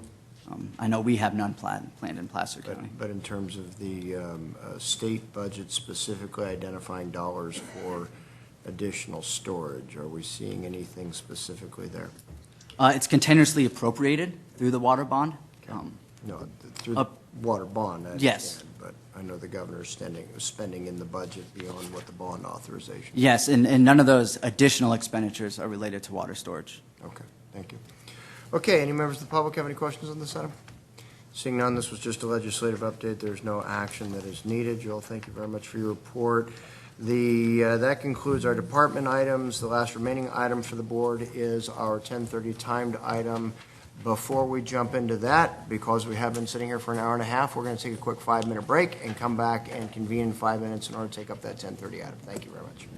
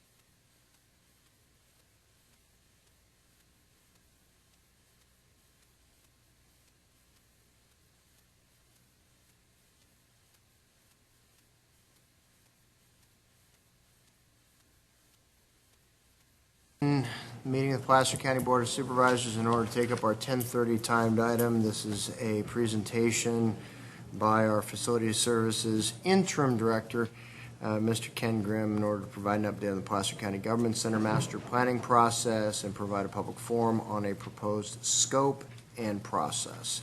Right. Good morning, Mr. Grimm. Good morning, Chairman, board members. My name is Ken Grimm with Facilities Services. Joining me today, we have Paul Breckenridge, Senior Architect with Facilities Services. He's also the project manager for the master plan update. And so today we're going to provide you a status on that master plan update. There's been a lot of interest that's been generated over the past months about what's happening at DeWitt now, what's going to be happening in the future. We've outreached to some of our stakeholders. Hopefully some of them are here today. I think many of them are. And we hope that they'll continue to be with us through the master plan process. Today I'm going to provide a little bit of historical context so that we all come from a common platform or where we're starting out today, although your board always reserves the right to go in the direction that you deem best for the county and its citizens. After that, Paul's going to talk about the actual update that's going to be happening, the process, both the scope, the process, as well as the schedule. And then I'll conclude with some of the what we intend to be our next steps. And before I get really started, I do want to make this difference between the DeWitt Center and the Placer County Government Center. Lots of people have different ideas of what those all mean. My purpose here today, or really I should say for purposes today, when I talk about the DeWitt Center, I'm talking about that big property that was deeded over to the state back in the early 70s, includes all the uses that are there today. Over to the county. You said ceded over to the state. Oh, excuse me. Ceded over to Thank the you. county. Ceded over to the city, or the county. Us. We'll get that out there. Still the county. You're 0 for 2 on your jurisdictions. You got one shot left. And then the Placer. Here's a hint. It's on your paycheck. That's right. I don't see that. The Placer County Government Center, when I speak of that, I'm talking about that portion of the DeWitt property that is really going to be either now or in the future focused on the government uses at the facility. In the future, we can call whatever those names are, can be a discussion about what those names are, but for today, that's what I'm referring to. So the county took possession of the DeWitt Center back in the early 1970s. Here, this is actually a photo even before that of when the area first opened up earlier in the 40s and the 50s. And so when we took over the DeWitt Center, there was a lot of discussion about some of the policy issues associated with possessing the DeWitt Center. Even at that time, it wasn't clear whether we would accept it or not. And we commissioned a report. It's called the DeWitt Report. It was done in 1972. Had a host of findings and recommendations that came out of that report. There are 2 basic findings I'm going to be highlighting today. The one that was, there was substantially more land that was available out there than we were ever going to need. That was very clear. At that point in time, we've heard the stories about how there was limitations on private uses at the DeWitt Center. That was true. And so at that time, there was really a question about what we were going to do. There was also the finding that private uses would be very beneficial for the North Auburn community to have private uses at the DeWitt Center. We had just gone through with the state hospital closing. That was an impact to the area. And so the thought was there would be a space and a need for private uses at DeWitt, and that the money derived from those private uses could actually help fund some of the public facilities that were needed at the DeWitt Center. There was this condition limiting the private uses at DeWitt. That changed in 1978. The state legislature passed AB 1943 that eliminated that prohibition going forward from that time on. So from that time on, private uses were no problem at the DeWitt Center. In fact, in exchange for giving the state, or for the state giving us that right, we were required to deed them over a little less than 20 acres of land that they went and sold off for private use. And I believe is roughly that area kind of where the medical complexes are on Professional Drive and Heritage Oaks Drive. So going from there, in 1993, the county undertook a comprehensive master plan update for its facilities. Talked about consolidating facilities at the DeWitt Center, different options and different amounts of consolidation. But they also did a couple other things. The one is they noted and did a full look at all the facilities that were here at DeWitt at that time. And lots of deficiencies were found in the buildings on the site. There's a whole list here. These are all quotes from the report. functional issues, code compliance issues, maintenance issues, whether those were the presence of asbestos, disabled access, old plumbing, electrical systems that were hard to maintain and upkeep. There's a whole host of items that were identified back in 1993. Here, we'll show a couple photos. This shows a couple photos of the building out there today. Some of these are now gone, but you can see older buildings, narrow, old plumbing, old electrical, a lot of access issues for the disabled. Some of those are still existing today. What they also did at that time in 1993, they went about and had a preferred alternative of how we thought it should develop over time. This is straight from the study back in 1993. This is part 6, the recommended master plan for the site. There were several options that were looked at. This was the one that was recommended, but there were variations of this. I think it's clear to see, even back in 1993, there was talk about various uses at the DeWitt property site. Commercial, kind of off to the side over towards Highway 49. The county functions focused there in the middle. And then at that time, there was talk about housing going off to the west side of the project site. Ken, let me interrupt you for a second. Please. Just for orientation purposes on this map, do you have the ability to point out, and you might want to use the map and not burn the screens, but point out approximately where the Home Depot project is today? Assuming the pointer's working. Right. Home Depot is right immediately in that area. Where approximately are some of the buildings that folks have raised some questions about, for instance, the theater? The theater is right in here. Okay. And I think most of the older buildings, the senior center, are all in that general area. Okay. So in 1993, this is what was designated. This was the one that was recommended. Okay, thank you. So then from the 1993 plan, the county was also working on a community plan for the Auburn-Bowman Community Plan at that time. It was approved in 1994. It was then again updated in 1999. Lots of information in there, lots of different visions. In fact, there's a couple visions for the DeWitt property site about what might go out there. They were very clear to say that wasn't the land plan, but there were a couple options. They aren't very good quality, so I wasn't able to put them up here, but showing different amounts of various land uses across the property. But there are also some policies embedded within that plan, some that I want to make sure people are aware of. First off, under the commercial use policies, there was talk about encouraging commercial services that are regional in nature and that residents now travel outside the area to obtain. In addition to that, there was talk about mixed use.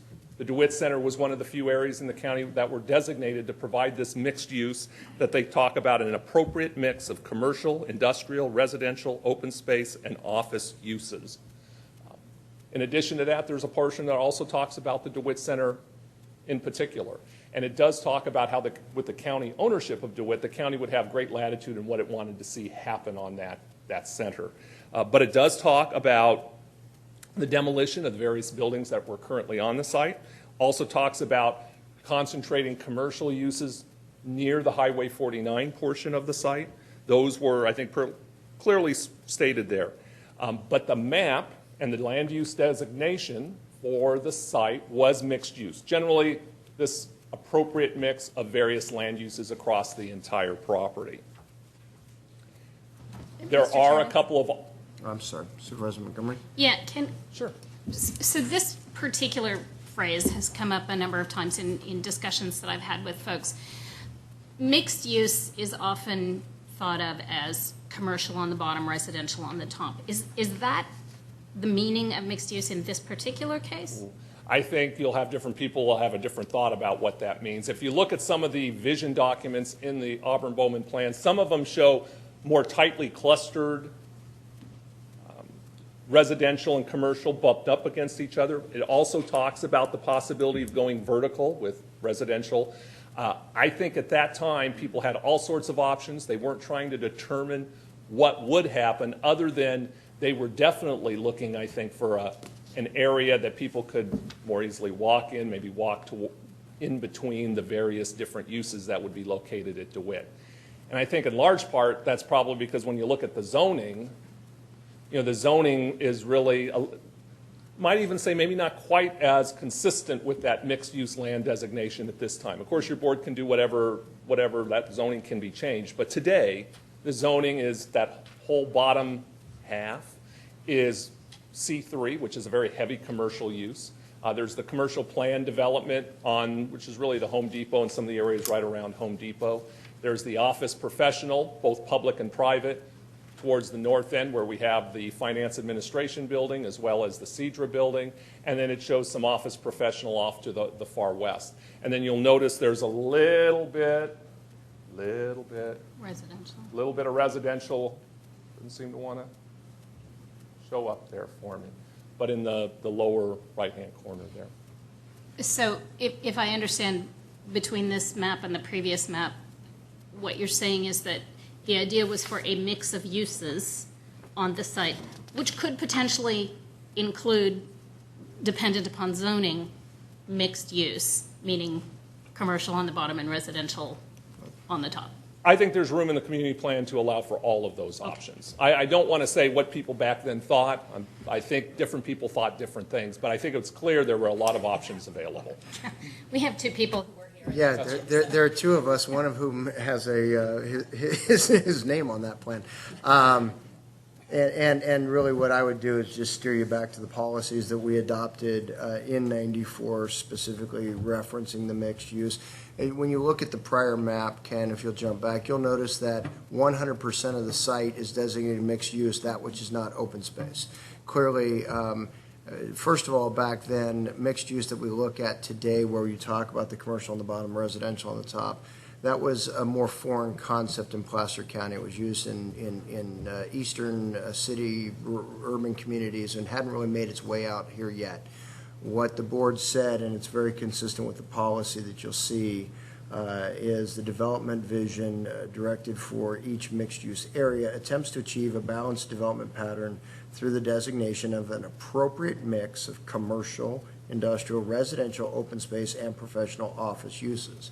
In '94, we as a board simply said the entire site was probably appropriate for that mixed use, but then we added on the zoning overlay, which was then the next map, which identified some of the specific uses, and that has your combination of your office, your residential, and your commercial all right on there. So while we spoke to the overall policy of the mixed use, we then added on the overall zoning overlay that provided that additional clarity. And Supervisor Wygant was on the Planning Commission at the time, heard those as a member of the Planning Commission as well. Thank you. That confirms my interpretation of the maps in the North Auburn Bowman document itself. Great. Kirk, if I could. Yeah. Just for the benefit of the public, for what it's worth, for those of us who have been around for a while, in addition to that, subsequent to 1995, there was extensive conversation, policy discussion by the board as it related to appropriate government use of surplus properties. And the board at that time decided that it was appropriate and, in fact, a desirable strategy to see some of these properties develop as long as we, one, didn't undercut the market and use a special position that the county might have to overly compete with the private sector. And by doing that, we would also maximize the revenues to the taxpayers, because we would be competing in the market at the market rates and thereby getting market rates for our leases. So those were key policy discussions. In addition to that, concurrent with that, there was an extraordinarily controversial Walmart project at that time, which drove a lot of discussion. In fact, I think there was 21 hours of public hearings regarding that one project. But it drove a lot of conversation commensurate with this about the number of large retail facility complexes that would be available in North Auburn. And it was identified that there were probably 3, with the one on this site being probably the last. So for what it's worth, those conversations were had rather exhaustively and can be potentially good information for us. I don't think it's that funny, Kirk. But. I'm sorry. I'm just chuckling because, as Supervisor Wygant references the policy discussions back in '95, I was on the downside of some of those discussions because at the time I was recommending we identify just those areas that we were going to need to hold for government uses and back then sell off the remainder of it back then. If Supervisor Wygant recalls that conversation, that was my position back then, and we wouldn't even be having this conversation because it would all be in private hands. So that was an interesting debate that I lost back then. Well, great. Anyway, just, as we're wandering down memory lane, thought it. Well, then moving on, if there are any other questions from the community plan, the department then started working towards a comprehensive facility plan and actually implementing that. In 2003, your board approved an EIR that really was focused on the construction of several new facilities. Prime among those were the Auburn Justice Center as well as the Cedra building. And it also talked about the demolition of a host of buildings, I think about 28 buildings at that time. This map shows some of those demolitions that have occurred since that original comprehensive facilities master plan. You can see many of those buildings were taken down in direct result of putting up new buildings, like around Cedra, there were some buildings that needed to be taken down to make room for that facility. But many of the others were just taken down because they were aged facilities. It was time to take them down and make room for the eventual new that will be coming about. Oh, I think it's clear, I want to make sure a point to be made that all of those demolitions that occurred, those all occurred with board-approved demolition contracts that occurred in 2009, 2010, and 2013. So they all went to the board. It wasn't, they didn't get done in the dead of night or anything like that. It was all done as a separate action by the board at various discrete times.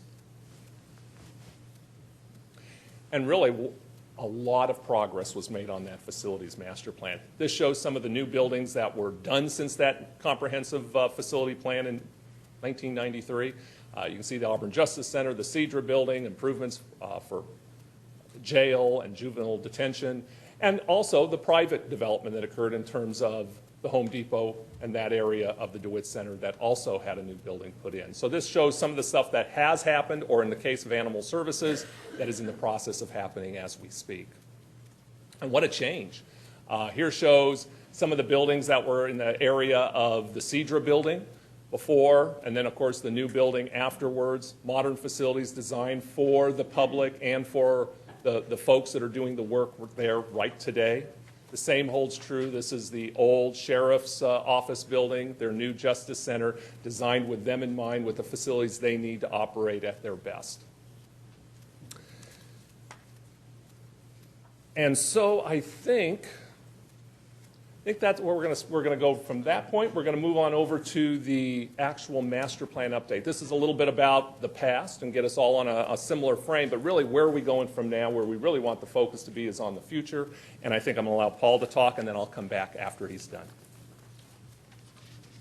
Thanks, Ken. Chairman Euler, members of the board, I'm pleased to be here to talk about the future of the campus here. And as Ken mentioned, the 93 plan, as it was implemented, was very successful. The projects that you just saw this plan didn't just go on the shelf. It was actually implemented, and many of those great things have happened. And here I am to talk about kind of the continuation of that initial vision. So looking at the next 20 years, that's what this is to address. That 93 plan obviously has gone through that cycle, and here we are to push ahead kind of with the updated vision. So as far as the scope of the master plan, we're looking at utilities. So those utilities haven't gotten any younger over the years, since a lot of them are still there and have the original 1943 or 40s history that was there with the original DeWitt Center.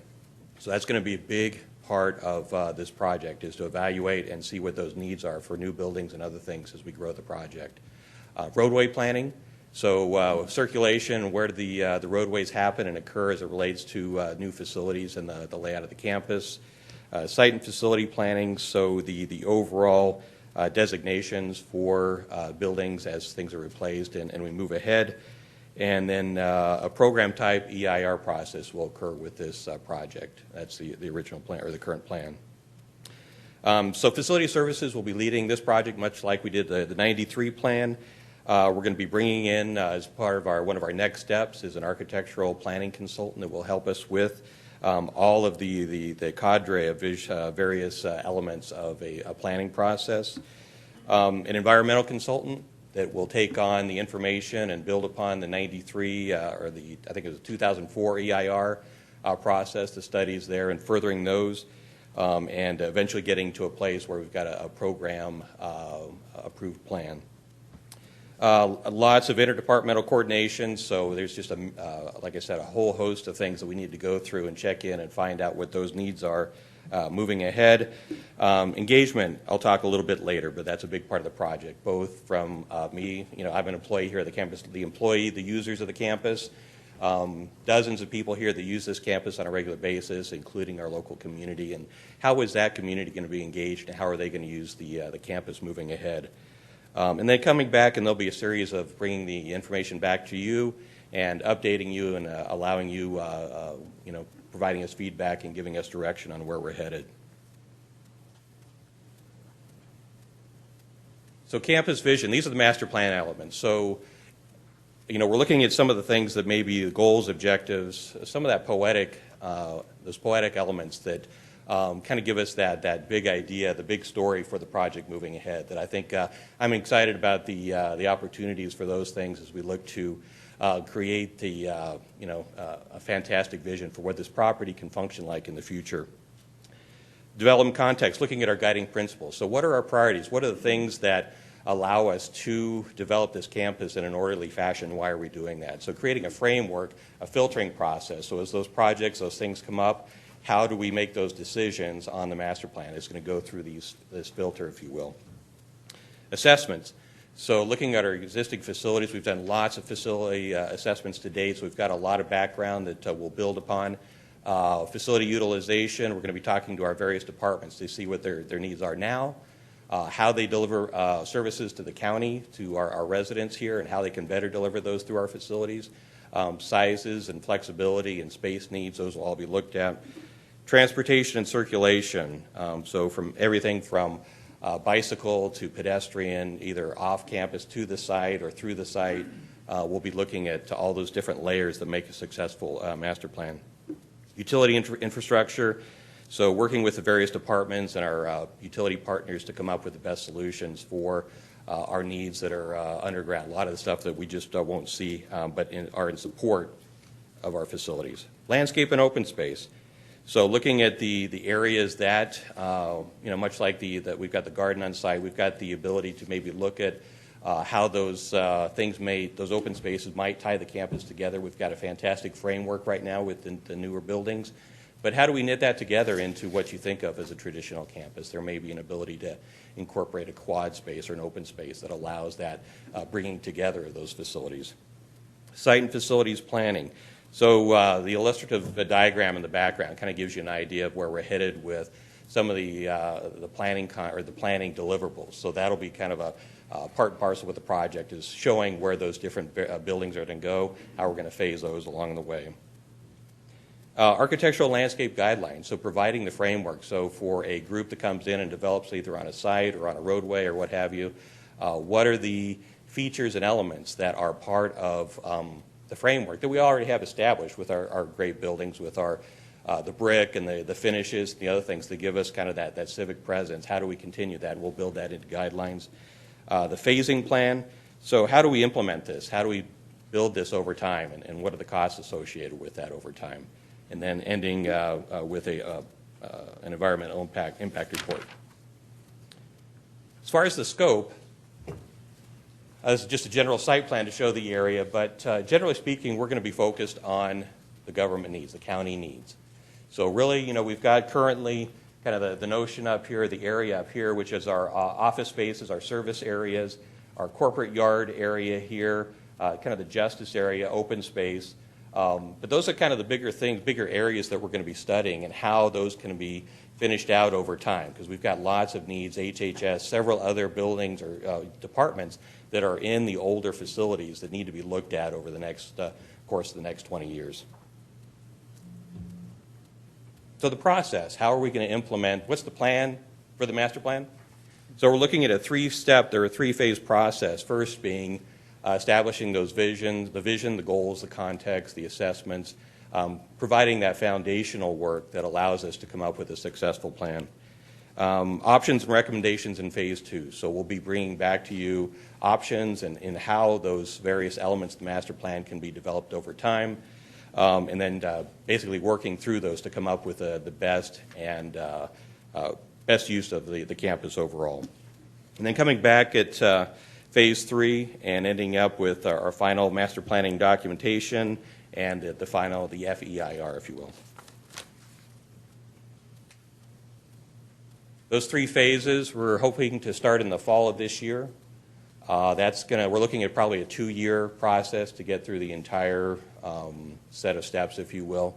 So currently we're looking to complete probably 2017, probably not the end of 2016, but into 2017 by the time we're all said and done once we get started. Just another diagram to show you the process here, and we're on the very left side here with our meeting with you. One of the next steps is to look at bringing in a master planning consultant, and then from there they will be teaming with facility services to be the master plan team. So from there we'll be engaging with the various stakeholders. And I'll talk a little bit about that on the next slide here, but that's going to be an integral part of kind of our interface with both you and the various groups, the long list of folks that we'll need to work with to build consensus and to build the best plan moving ahead. Quick diagram just to show you that interaction. So that master planning team made up of facility services and our consultant team looking to work with you, and then the local community we're looking to talk to, go to the various meetings throughout in the area here. We're going to look to utilize our either social media or websites to provide documentation and keep the public updated on the various elements of the master plan. And then the EIR process, there'll be opportunities for the community to engage the documentation as it moves ahead. Campus stakeholders, so employees, engaging the employees here on campus, our executive office, county departments, and our partner utility companies. Local jurisdictions, reaching out to those that are here closest to the campus, our unified school district, we've got schools on either side of the campus here, the ARD and the City of Auburn and North Area MAC. Those are all going to be important partners with this project moving ahead.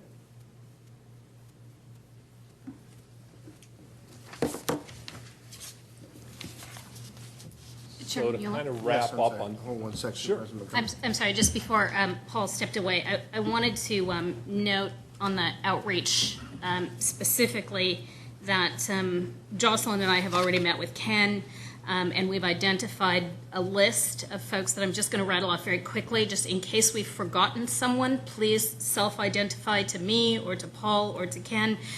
So we've identified both jurisdictional governmental partners and then some what I would characterize as economic partners. So we're going to be sure to keep in the loop the City of Auburn, the Auburn Chamber of Commerce, the Auburn Recreation District, the Auburn Airport District, Auburn area schools, including Placer County Office of Education, Sutter Auburn Faith Hospital, Highway 49 Business Association, Downtown Auburn Business Association, Old Town Auburn Business Association, any utility districts, PG&E, NID, PCWA, any other special districts that we haven't identified, please let us know. We're also going to make sure state parks, Right Hand Auburn, the faith groups are kept in the process on this. And if any of you as individuals are interested, again, please reach out to me, to Paul, or to Ken. Provide us with your email address, and we will make sure that you get notification of any and all meetings. And then the other thing just about outreach is there was a concern that this was somehow going to be the only meeting on this conversation. As you can tell, there are going to be multiple meetings. And our expectation is that most, if not all of them, will be held in the evening when people are off work, so they do actually have the opportunity to come and participate in this process. That's it. Thank you. There we go. So the next steps in the process, I'm sorry. I didn't hear that the Mount Vernon Grange has been involved in this. Yeah, because they have property right there that's, right. Absolutely. More the merrier, I think. Especially early on, that's where a lot of change can be made. And as we move forward, we're going to be starting to develop those plans. So we appreciate everyone participating. So what are our next steps? Where are we going from here?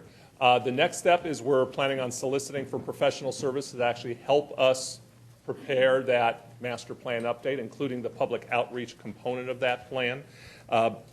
It is focused, right now, it is focused on the Placer County Government Center and the Government Center uses for that. If there's a desire, it can always be expanded to add on identifying the future, I'll call it leftover areas for private use and doing some level of land planning, but today it does not include that. You don't need to make that decision today because regardless, we've got to first determine what our uses are, but that is a conversation that can be had because I know there's a lot of interest in that land planning area.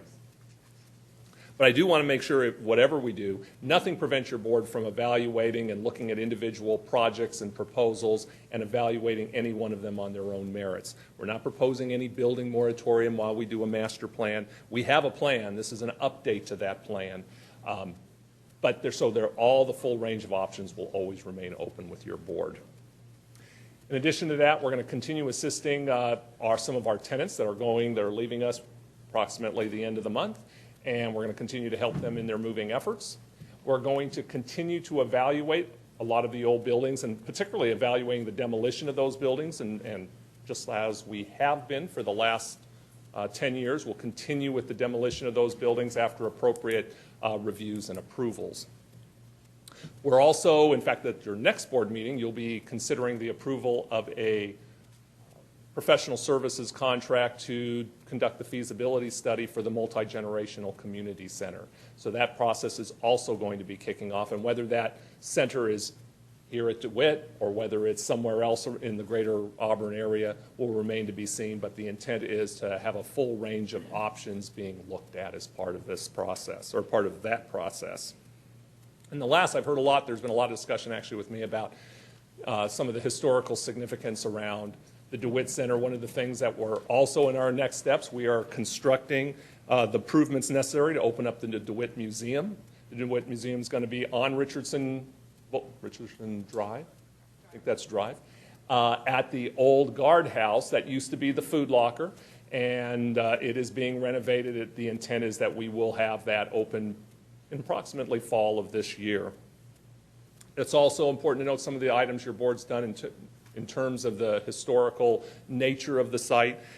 There were, as part of the demolition that was done over the past few years, we hired a professional photographer to take archival quality photos of all the old buildings before they were taken down. That is in our archives. Some of those items, as well as other items in the collection of our museums department, may be on, or some of them will be on site here at the DeWitt Museum when it opens up.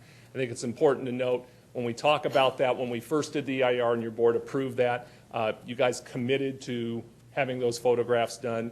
You committed to having it shown. And at that time, it was really talked about being maybe done at the Cedra Center on some of the television screens that are there in the public area. But I think this is going over and above where your board approved the opening of this new museum and the operation of that museum. And all of this is really in light of the findings that we got back from the Corps of Engineers as well as the State Historic Preservation Office about, after further review of a lot of our information where we thought there might be some significance, they came back to tell us no, that there isn't. They didn't believe that these qualified for registry as historic places. So with that, I am happy to answer any questions or perhaps allow you to open up for public testimony. Okay, Supervisor Holmes? Yeah, I have a question for Paul. The multi-generational community center plan, can you enlighten us about where we are in that process? Sure. As Ken mentioned, we'll have the CSA, the Consultant Service Agreement, to the board on the 16th of June. From there, we'll have, we've got an advisory team committee that is made up of many of our local partners, local jurisdictions, including Seniors First, City of Auburn, a whole list of ARD. So we've got a very long list of folks that are going to be partnered at the advisory team level. Beyond that, we're going to have a community outreach meeting, I think tentatively set for the week of the 29th. And so we're still calendaring that, but we're hoping to have that either last week in June or first week in July. So that'll be our first advertised meeting that we'll be able to reach out and to have get community feedback. So JK Architecture, Jordan Knighton is going to be that consultant. He's teamed with New Economics Advisory out of Roseville. So we've got a local partner to help us with that. They know the area. They know the various components of what goes into a multi-generational center, and they live and work in the area. So we've got a good head start with them from a foundational perspective. So that's kind of the latest, and we'll take that process through to November, and we'll come back with some findings from that process. But I'm very excited about where we're headed with that. Okay, good. Thank you so much. Other questions or comments by board members? Okay, seeing none, knowing that this is simply an informational update item and that the board is not in a position to actually take action on anything today, we are going to open up for public comment, hear from folks about their thoughts on the county's involvement in the DeWitt Center and what your thoughts are in terms of our future out there. So with that, we'll go ahead and begin the public comment. Thank you. My name is Charlene Daniels, and I'm a resident of North Auburn. When I spoke at the board last month, I mentioned how difficult it was to get information. Since then, Facility Services has been very responsive to information, and I'd also like to thank Supervisor Montgomery for always providing exceptional public service. Just real quickly on the mixed-use aspect, that came about 28 years ago. The county did the most extensive outreach for a community plan ever. This is what the public pretty much wanted. There was extensive public testimony that was packaged for a mixed use.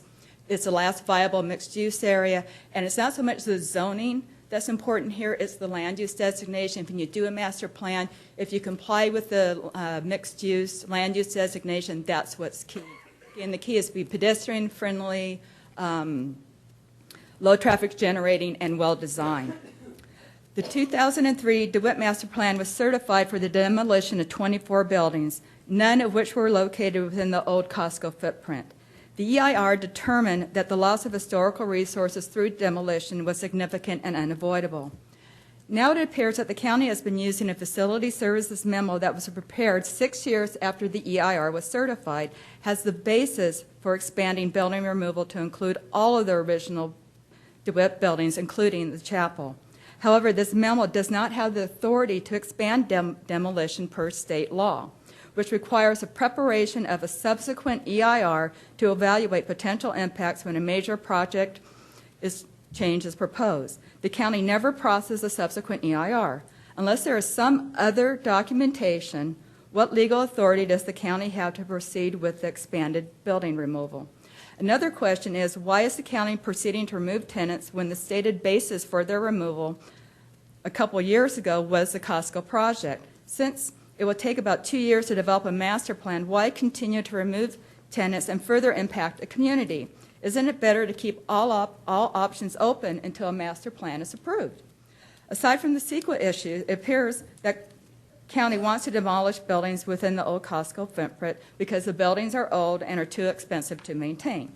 This position is at odds with the DeWitt building, where the county recently approved a major re-roofing project on one part of DeWitt to extend a building's life, and yet continues to proceed with building demolition in another part of DeWitt. There's numerous examples on this, but that's just one. I can only think of 2 reasons where this makes sense. One is to remove potential opposition. The other is to remove everything so there is nothing to consider for existing conditions in the EIR. This eliminates the need to address historic buildings, recreational amenities, extensive senior services, and other community activities. It would be as if an essential part of the community never existed. Finally, should the county be involved in large retail development, the county would be the landowner, lead agency, de facto applicant, and the hearing body. Where is the separation of duties to ensure an independent review? Can the lack of checks and balances provide a truly independent, unbiased assessment of a private project on private land? This is a major public policy issue which may also have the unintended consequences of elected officials being more interested in private land development rather than public service. This issue needs to be addressed in the master plan update. And with that, I want to submit for the record a detailed analysis of noncompliance with the DeWitt Master Plan EIR, analysis of the correspondence attached to the county memo that Mr. Graham referenced, and the lack of government transparency on some aspects. Just move to the clerk, please. Thank you. All right, next speaker, Thank you. please. Hello.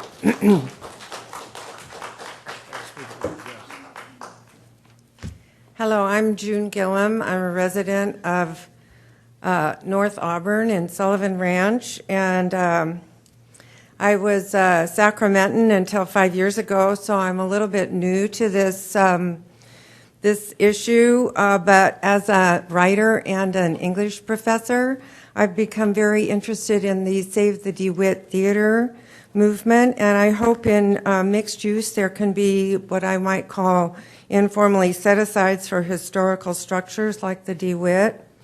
My own nephew has written a one-act play that would be perfect for a little theater like that, and also the DeWitt provides a great opportunity for many students in the area and others to perform in a historical yet casual setting. So no matter what kind of new development goes in nearby, I feel it's essential to keep the DeWitt Theater as it is in its original location for its cultural and historical value. Thank you. Thank you.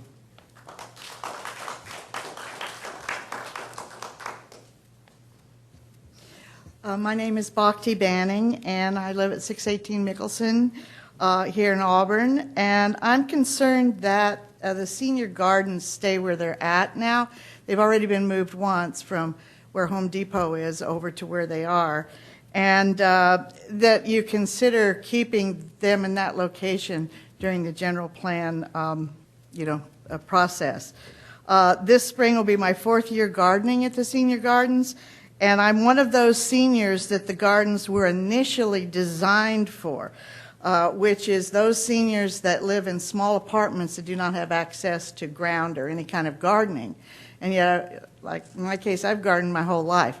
I really thrive by gardening.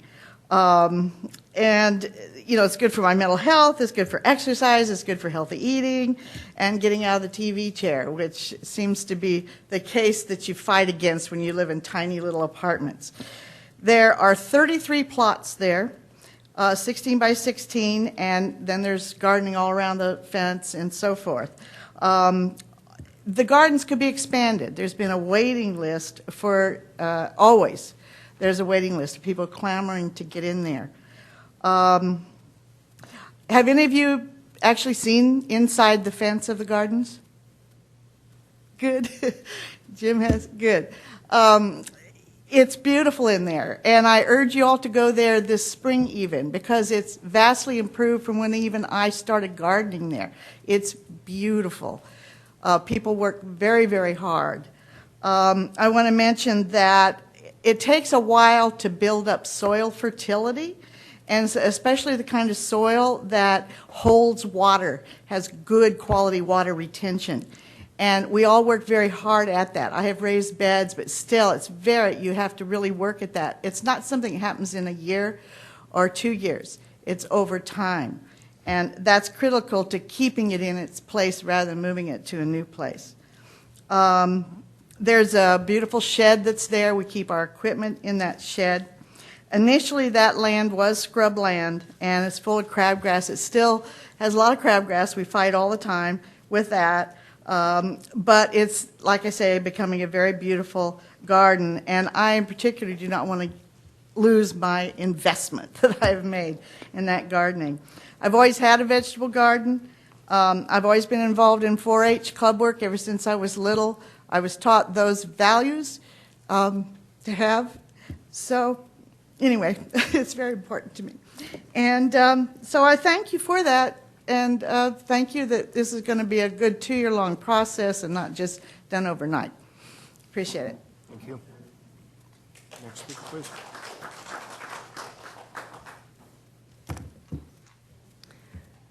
Ramona Brockman. I'm from Loomis, California, and I do want to submit a memo that I've written for the record.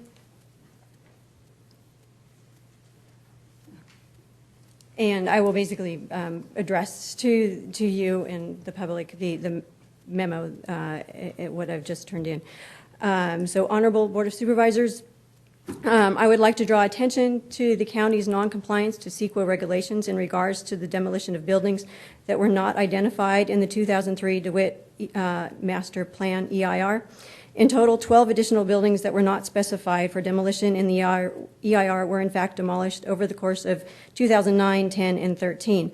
Please refer to the attached memos these were county memos, identifying the specific buildings and authorizing their demolition. The county's approval for this demolition was not in compliance with CEQA regulation for several reasons. First, the Department of Defense and State Historic Preservation Office letters dated in 2004 that are included in the EIR documentation are not sufficient evidence in determining the historic significance of the original DeWitt Hospital buildings.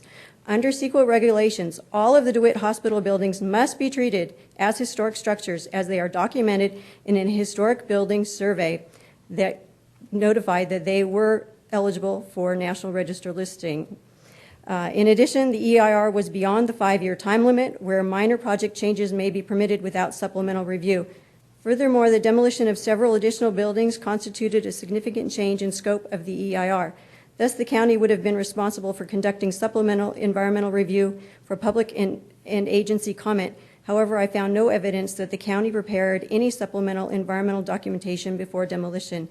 Given the timing of the additional demolition, it is also fair to determine that the county's demolition projects are a case of segmenting in order to avoid CEQA review. How can the public trust that the future plans that you're going to be presenting, including those demolition plans for other buildings, will be open to public review and in full compliance with CEQA regulations? I would also like to note that the demolition of DeWitt Hospital buildings does not comply with the historic preservation goals set forth in the Auburn-Bowman Community Plan. This plan specifically calls for implementation of controls that protect and preserve significant natural, open space, and cultural resources that, quote, structures of historic or architectural significance shall be identified and documented, and efforts shall be made to preserve them and use them as focal point in community design. As noted in the EIR, all projects at the DeWitt Center must comply with this community plan, also including, I'll add, the mixed-use designation that was discussed. According to CEQA and the Auburn-Bowman Community Plan, the county's continued use of HAB's photographic documentation that was mentioned as a mitigation measure is unacceptable. HAB's documentation for demolition is the least accepted mitigation measure and should only be used in cases where clear public good exemption can be justified. The DeWitt Hospital structures do have historic significance to the Auburn area and nation, as well as a World War II Army hospital and later as a state mental institution that served as the residence of nationally recognized artist Martin Ramirez, whose artwork will be honored on U.S. postage stamps. Therefore, I am requesting that the county act responsibly in its future treatment of the DeWitt Hospital structures, especially as many of these buildings continue to provide recreational, religious, educational, and public services to the community. And I'll quote one more thing just real quick from Public Resource Code 5020.7. It is the intent of this state legislature that public agencies shall endeavor to carry out the responsibilities under this article, to encourage the owners of historic properties to perceive these as resources and assets rather than liabilities, and to encourage the support of the general public for the preservation and enhancement of historic resources. A museum is nice, but a living, functioning, and actual historic building is much preferred. Thank you. Thank you.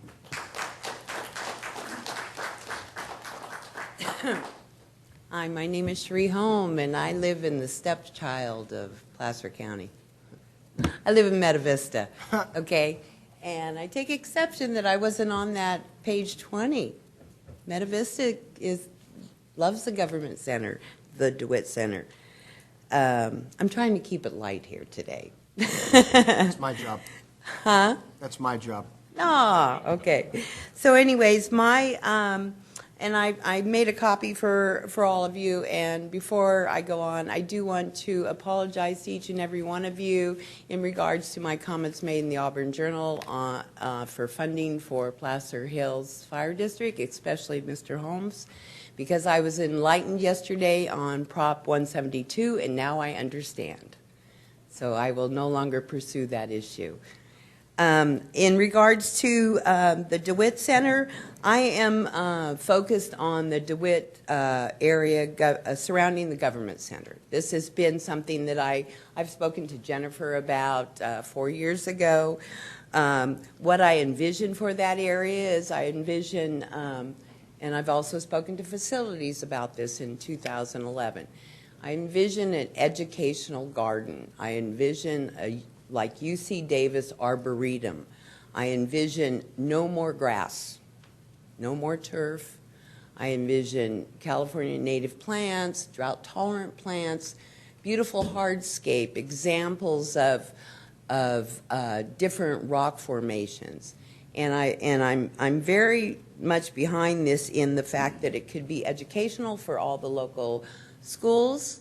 They wouldn't have to go down to Rockland. Sorry, Jack. But that it would be local for our local schools, and it also could be a tourist attraction. And there could be a concession there, and there could be, where people have a cup of coffee or buy a cup of tea, and they sit in the gardens in front of the government center. And they are educated on what they need to use in their own gardens. And I would really like to see the board visit UC Davis Arboretum website. I would really like you to visit that website. I encourage you to. I have real quick, I have two people to suggest in the element for landscape guidelines is John Littlepage, who was my professor at Sierra College. He now has a teaching conservatory up in Applegate. I think that he would be a great person to contact in this element of landscape design. I'm also suggesting that the Board of Supervisors puts out a contest for local landscapers to submit low-scape water conservation designs and have John Littlepage be the judge on those designs. And in closing, I would just like to say that this is a passion of mine. It's a win-win. We need to save water. We need to educate the public. I really feel strongly on our government buildings setting an example of what we need to plant in our gardens, what we need to have in our yards. This won't be the first drought we have in California. We need to prepare for 20 years down the road when this whole big, beautiful master plan comes together. And I've made copies I would like to submit along with all of my letters to the Auburn Journal. Okay. Supervisor Holmes, you had a comment? Yes, Ms. Holm, I just had I want to enlighten you about Meta Vista. It's really a gem. I know that. I know that. I just... But it's actually where wisdom prevails. You can take that too. But one of the reasons why Auburn Recreation District is involved in the community, multi-generational community center is because ARD has their park in Meta Vista, and there's been a long-going project for the Meta Vista Community Center that's just kind of languished. And so it's my hope that maybe if we move forward with this, the community center in Meta Vista can benefit from that as well. So I just want to share. Thank you so much. Thank you. Meta Vista is much loved. Yes. I know it is. Okay. Weimar, on the other hand, right through it. Just go. Good morning, Mr. Chairman and members of the board. I'm Kevin Hanley, CEO of the Auburn Chamber of Commerce.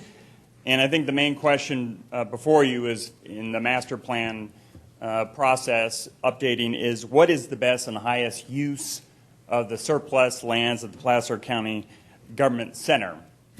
At the March 25th meeting of the Board of Directors of the Auburn Chamber of Commerce, we took the position that we should have a specific master plan that results in a mixed-use Auburn Innovation Center and high-wage job center. Why is this the best and highest use for these surplus lands? There's 5 reasons. First of all, the creation of jobs.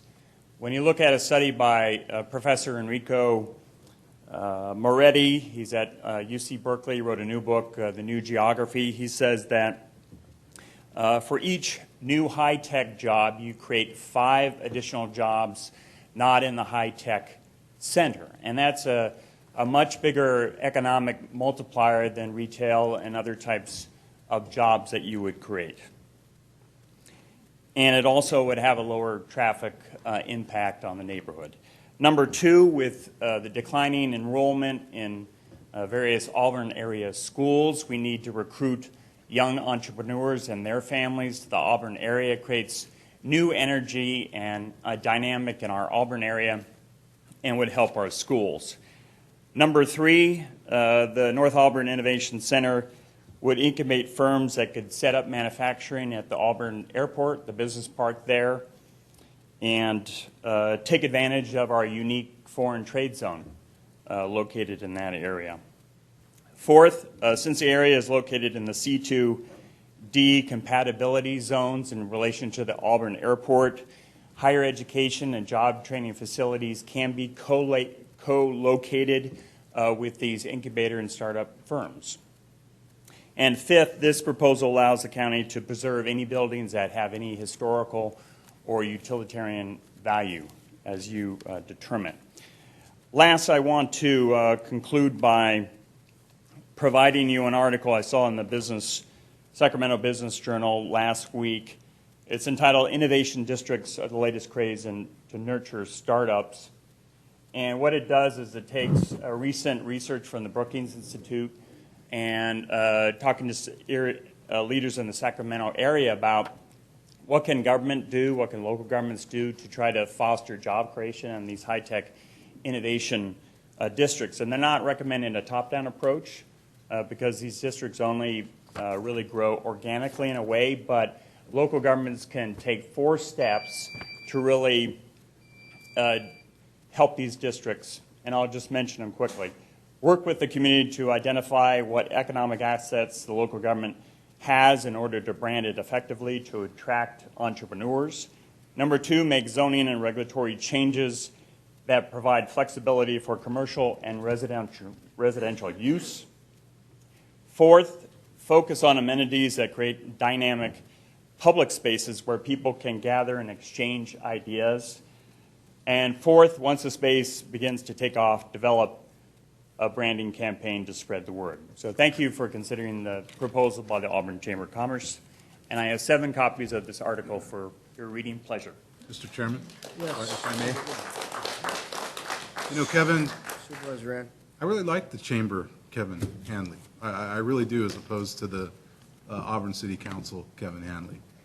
Your ideas are very progressive, and I'd be, as I've told Supervisor Montgomery, I'd be more than happy to have those discussions, but I can't do that with a lawsuit pending. So that's, and I'm directing this to Bridget, who's a member of the council, who's seated in the back of the room. I can't do a whole lot with that still hanging in the breeze. So once that's resolved, I'd be more than happy to sit down with Supervisor Montgomery and work through a lot of these things that I think can be handled, and I think could position Auburn to take advantage of a lot of these technological innovations and forward thinking. But as long as that lawsuit is pending, I can't do and I won't do anything. And I just want to clarify that I'm not on the Auburn City Council. I know that. I retired, and you said you don't like the actions of the Auburn City Council. I hope you would look at my record on 12 years of trying to boost the Auburn community, to work closely with Placer County to build a stronger county and stronger city. And one reason I suggested this proposal to the board of directors was this is a way where the city and the county can work together, because we need both the city and county to work together. Thank you. I agree. Thank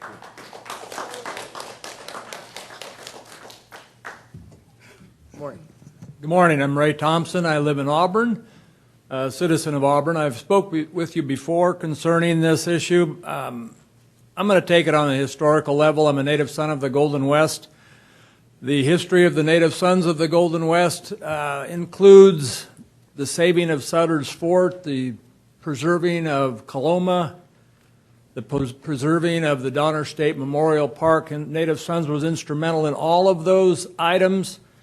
At the time those buildings and those sites were being preserved, they were somewhere in the 50 or 60-year-old range. Now, were those buildings dilapidated? Sure they were. Did they have a use? No.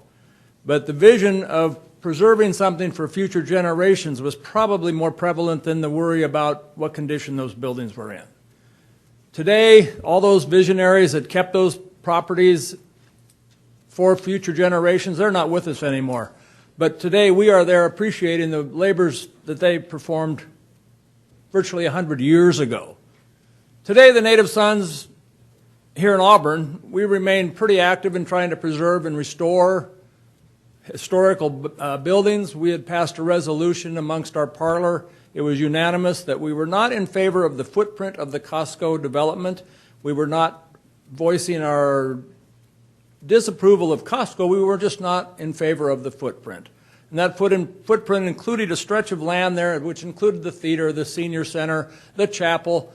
Looking at the size of property that we're dealing with out here, those particular buildings are pretty minute in the total square footage of what we're dealing with out here. Any imaginary mind could figure out a way to adjust a footprint to fit anything in the nature of a box store, a big box store, little box store, anything without disturbing those particular buildings. This is Auburn's last notable three-dimensional piece in relation to World War II. They're 70 years old. They're older than Sutter's Fort was. They're older than Coloma was. They're older than the Donner State Park was when they were preserved. It's Auburn's Auburn's last three-dimensional piece of World War II, relatively pretty significant piece of our history. We'll all agree with that. So to save them today because they're 70 years old, okay, they're old, they're run down, they need a lot of work, they need new plumbing, they need new wiring, they need reinforcing. That's okay, because if we do that today, the generations of future children of ours, our future generations, will appreciate those buildings. And as a native son of the Golden West, I would appreciate that as you're going through this master plan endeavor, things like that be set aside. Not today for you or any of you up here today. It's something that will be three-dimensionally appreciated generations from now. Thank you. Mr. Jackson. Hey, Ray, darling, before you take off entirely, sorry. Just wanted to clarify, the chapel is not and was never proposed to be within the footprint of the Costco. I understand. I just want to make sure everyone knows that. I know, but it was in that footprint of some of this other stuff, and it would be a future issue to be, it's all on that one street. It's all on that same street. It's all in that same proximity. And you've had your time, if I may. So the chapel was never in that. Okay. That was something that you said that it was within the footprint. And as to the theater, I just want to remind you that I have suggested and made some motions on a number of occasions that we keep the theater as a structure no matter what happens in that area. I can't predict the future. Whatever action this board takes in conjunction with the community moving forward, any future board can make a different decision. But I'm on board with your suggestion. I think there's a way to keep the theater there, at least as a structure, if nothing else, because I don't disagree with you that it has some historic value, small h historic, probably not capital H. Thank you. It's your constituency up here. You're representing your constituency.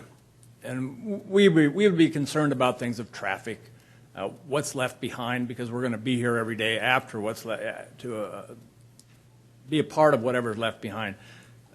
Unfortunately, sometimes I look at other districts maybe not being as concerned about what's left behind. They may have other ideas and future plans that don't include what your constituency might be concerned with. I would like to represent all of you.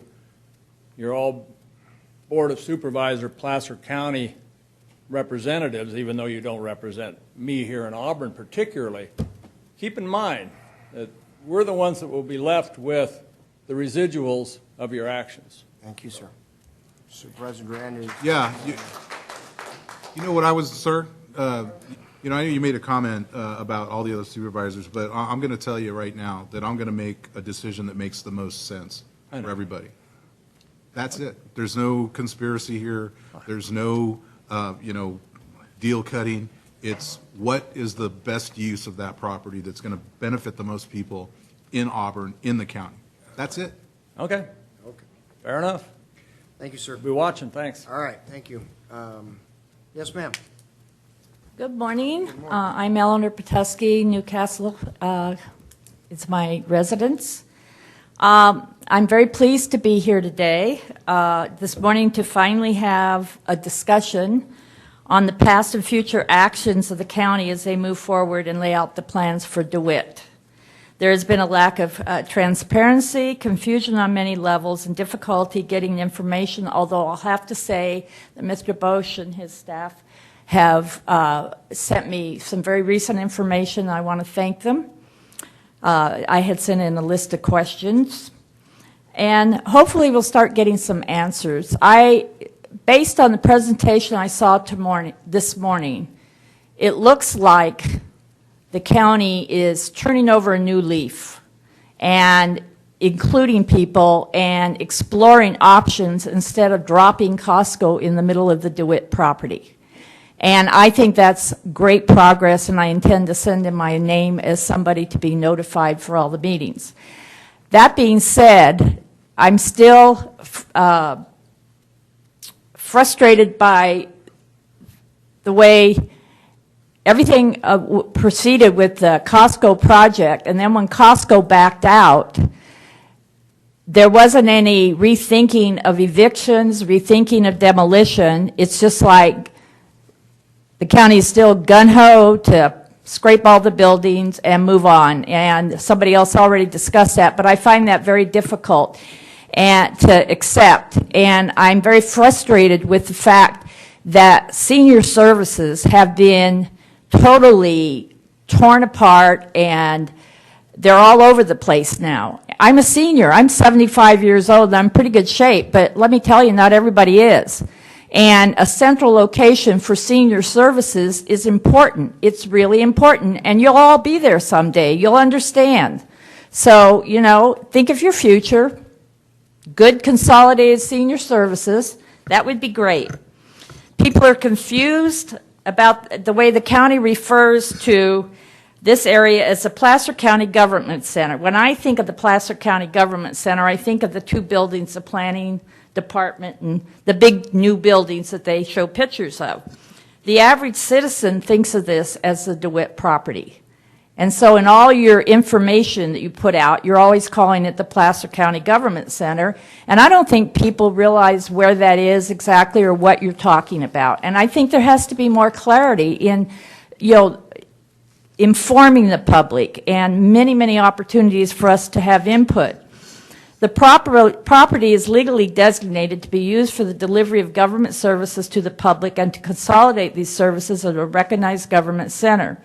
For the past 2 years, the county has been evicting businesses and starting to demolish World War II buildings, and these businesses provided a myriad of services to the community. The sad truth is that the destructive and unnecessary policy has been justified by providing services to the public. I would like to see the county put a hold on all demolition. This planning process is going to take 2 years. What's the rush? Some of those, I'd like to see the chapel saved. I would like to see the theater saved. That theater was an operating theater for young people that were interested in theater arts, and it could still be. And some of those old buildings next to it could be used for classes.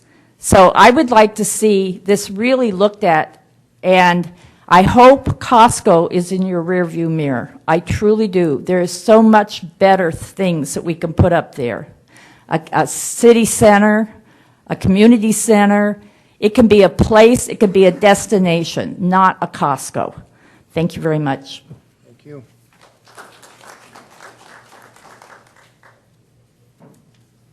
Hi, my name's Michelle Coder. I live in Auburn and teach at the DeWitt Theater.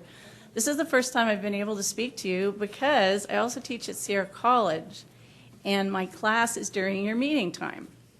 So the only way that I could come to a meeting would be to lose income because I'm a part-time employee. So I'm very thankful that Jennifer has suggested, Supervisor Montgomery has suggested doing evening meetings. I also want to thank Supervisor Montgomery and Supervisor Wygant for their efforts to at least examine the saving of the DeWitt Theater. I also feel that it should be saved. Music and More Arts Academy has moved to a new location because we were evicted from the property. And we did not want to fight by occupying the property, because our students were extremely upset about this whole thing. And we didn't want to use our students as a political leverage. I do want to tell you, I'm standing here in black for the sake of my students. They had their last performance, and I'm sorry, I was not going to cry, but they had their last performance on this last weekend, and they were sobbing.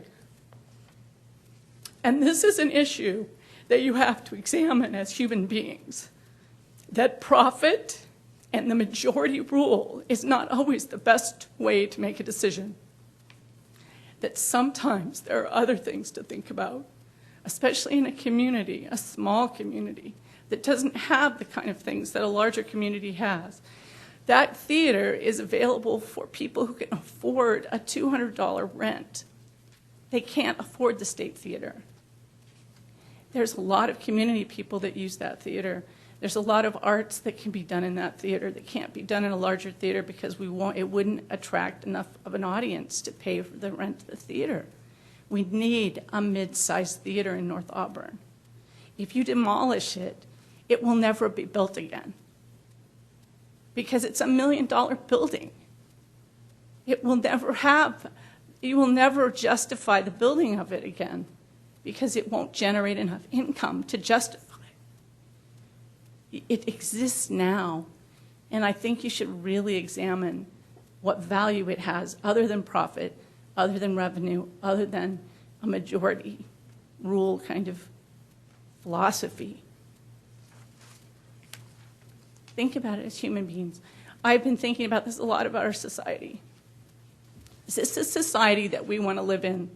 You know, a lot of us are over 50 and we're not going to be here in maybe another 10, 15 years. But is this the society we want to leave our children? Thank you very much. Thank you.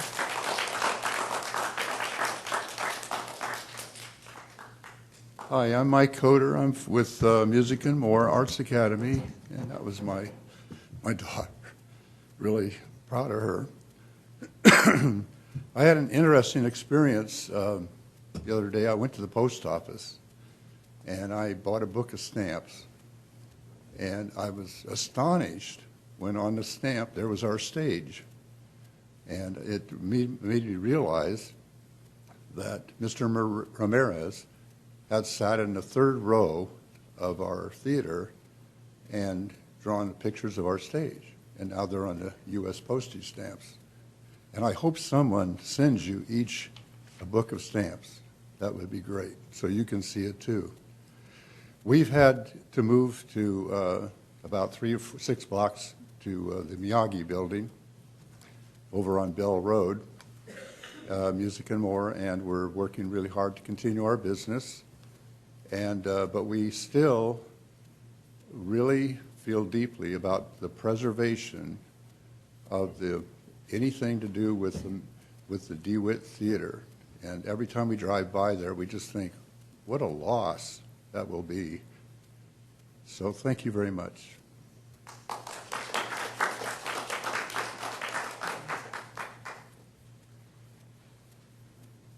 Hi, I'm Paul DeBuffer. I'm with Placer People of Faith Together. We're actually trying to go with Placer People rather than Peepoff, because when you try to say that, it kind of gets stuck in your mouth. I'd like to talk about preserving the theater. Our education system, where we've been cutting cultural things like music and stuff. But that's not what I'm here to talk about. I think what we have is we have public land that's going to be wanted to be used for private business.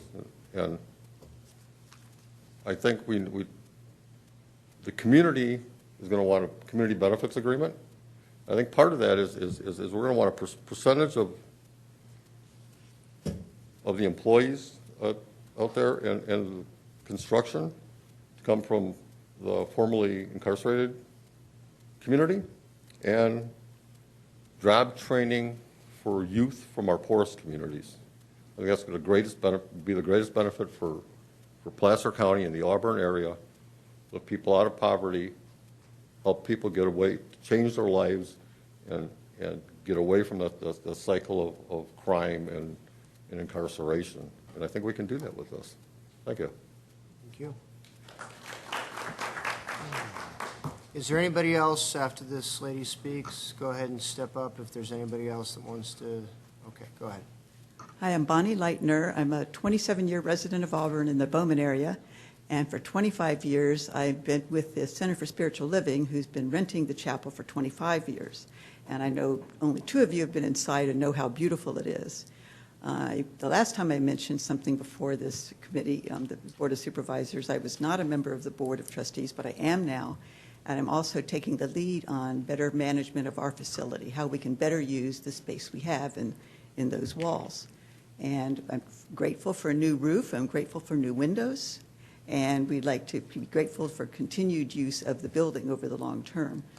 As part of this committee, I personally have as a mission to be a part of the stakeholder group, because should we be decided that the chapel be used as a museum, which I was told 10 years ago it would be a museum at some day, and we'd have all kinds of parking around there, but that's kind of changed. And I'd like to know in advance if we will be asked to leave because there's another higher use for the building, which I can't imagine. But if I'd also like to be a part of the committee because we would like to expand our facilities, and I think there are ways that we might work with the Board of Supervisors to take over some space of the adjacent area so that we can have a kitchen, social area, classrooms, hold educational and spiritual events for the community. And so I just want to be a part of that, the Bonnie Leitner Board of Trustees. And as a final, it's like we were not a part of the discussion with Costco going in, and while it was not part of the footprint, there are classes, services, musical concerts, things that we hold there would have been significantly impacted by Costco going in. Right now, we have no adjacent parking, and I'd like to be able to talk about that in the future planning. It could maybe that area is the whole multi-generational use area, that we could preserve some of the buildings and increase what we've already got, improve what we already have. Thank you.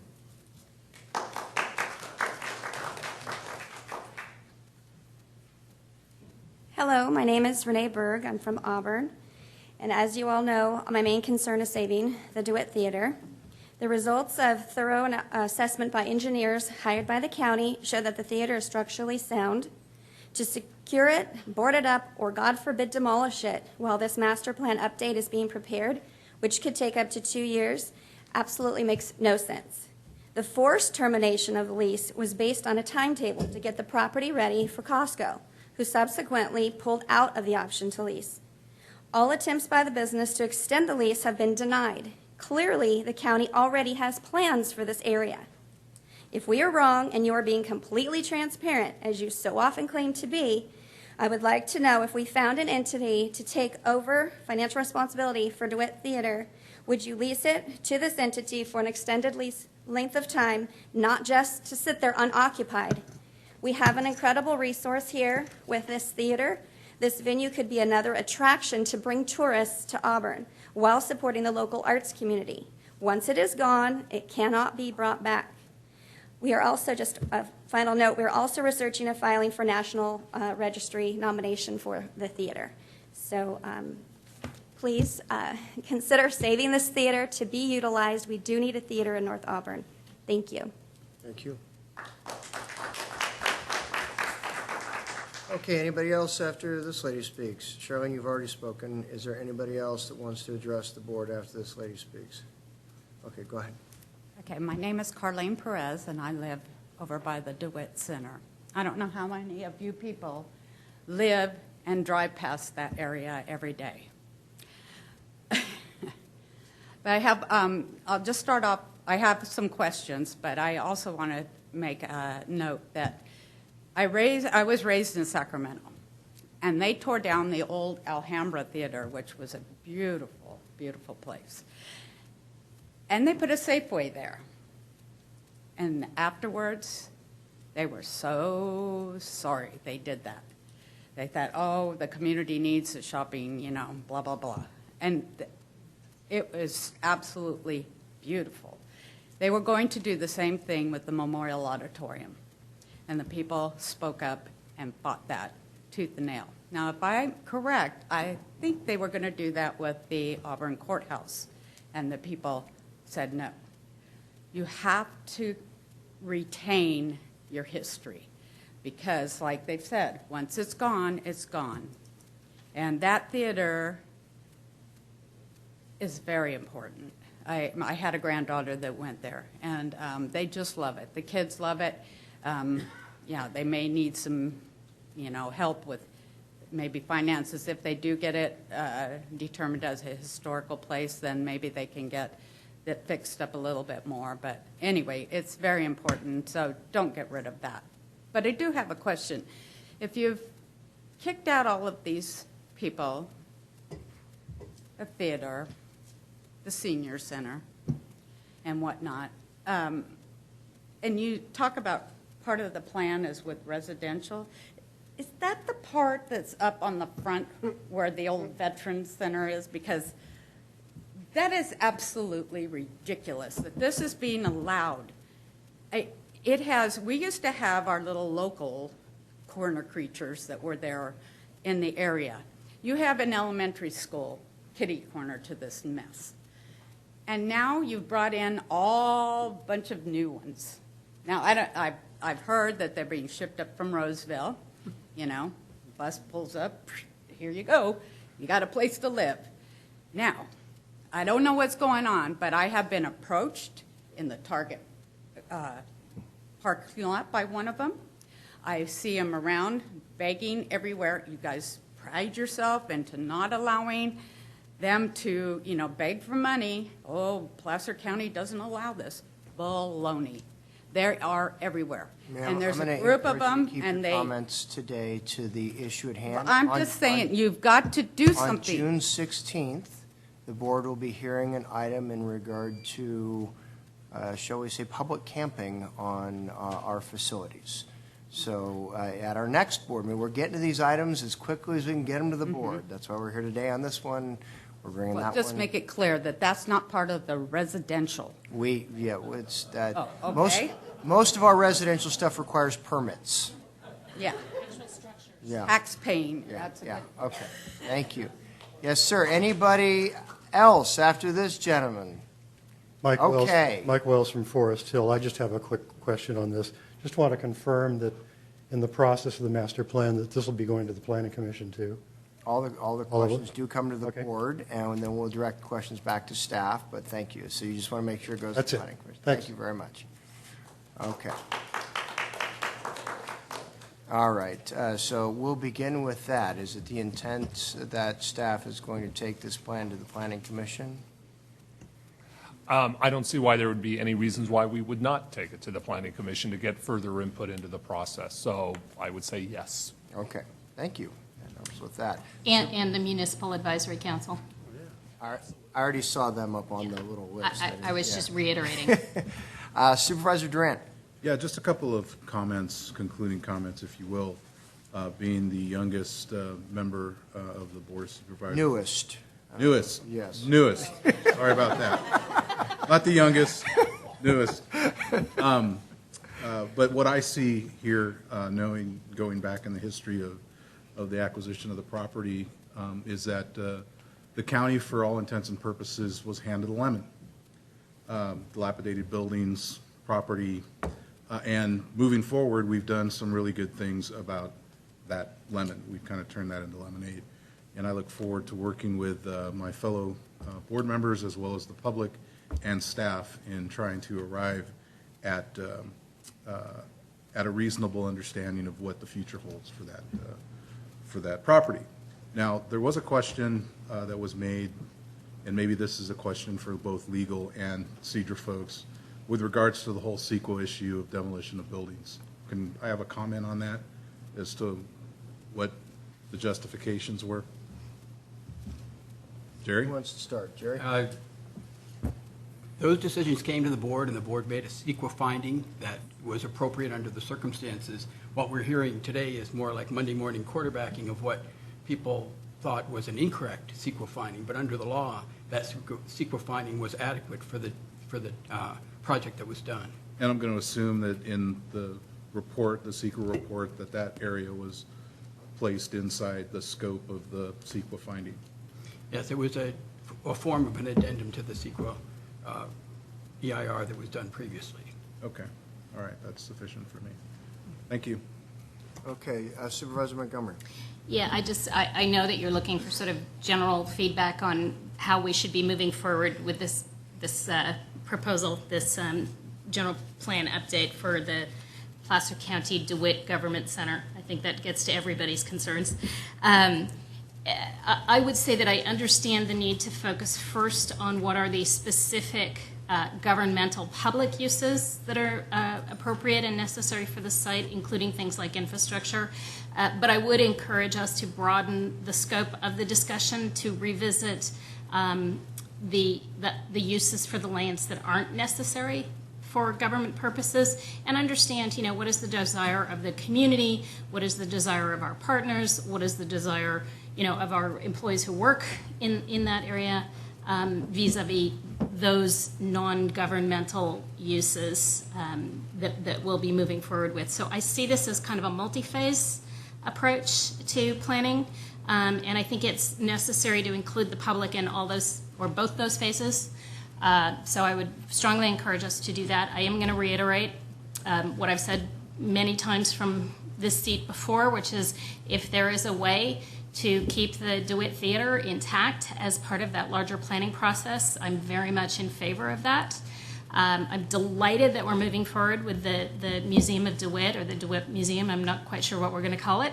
And just for anyone who's been following, we hope to open it on VJ Day, which is in September. But things being as they are, we may be opening it on Veterans Day in November. But watch your calendars. And again, I would just encourage everyone, if you haven't, give us your email address so we can make sure you're included in the process moving forward. Because we really do want to be transparent. We want to make sure we have the community input, and want to make sure that whenever possible we take it and we utilize it in this planning process, because I think we all recognize, staff and electeds alike, that this is a public community asset and we all have a say in it, Meadow Vista included. Supervisor Wygant, but not Weimar. Supervisor Wygant. I didn't say not Weimar. So in terms of comments and directions, and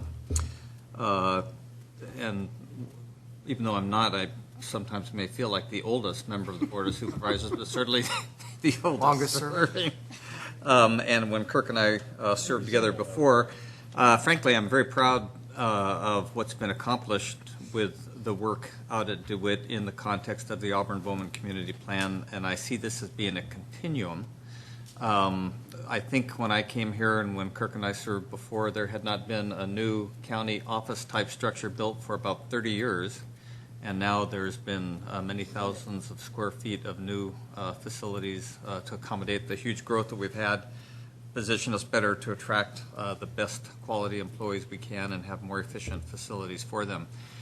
So I'm very interested in taking a refreshed look at all of that, particularly as it relates to the surplus properties, the properties that will not be needed for county government functions. So I want to state that I concur with Supervisor Duran's comments, Supervisor Montgomery's comments already been made. I think the only additional thing I will focus on, one thing that I heard today that I like, well, there's two things actually. One thing I heard that I like a lot is the notion of a garden that could be infused into a contemporary architectural planning type of notion. There are some examples of that. I think there could be a huge opportunity for us in a range of ways that would provide a multitude of public benefit, including developing a really cool public use out there. But then as a prior member of the Planning Commission, I'm strongly supportive of having this work be vetted by them. I think it'll be a good layer for having a lot of this energy culminate in a particular place before it comes on up to the board. Supervisor Holmes. Thank you, Mr. Chair. I want to thank the staff for bringing this forward. Very good presentation. Thank you for everybody coming to make comments. As many of you know, I was raised adjacent to DeWitt State Hospital and the County Government Center. And over the years, as the landscape has changed, not only on the Highway 49 corridor, but actually at the former DeWitt State Hospital. And I think we've made some great progress. We've got some nice modern buildings that'll last us for a long time. for the most part, paid for, and we made a nice, walkable campus for our employees and anybody who wants to. I see people walking out there on the weekends all the time, and I think we're moving in the right direction. So anyhow, I agree that as we move forward, the discussion has to be all-inclusive, so everybody's involved. And so I just want to, again, thank you for bringing this forward. And Paul, thank you for your work on the multi-generational community center, which may have a theater component. Thank you. And then my comments, there had been numerous requests made of the board to have a public conversation about this. Those requests were made in the public comment portion of our board meetings prior to a number of our board meetings going back to last December.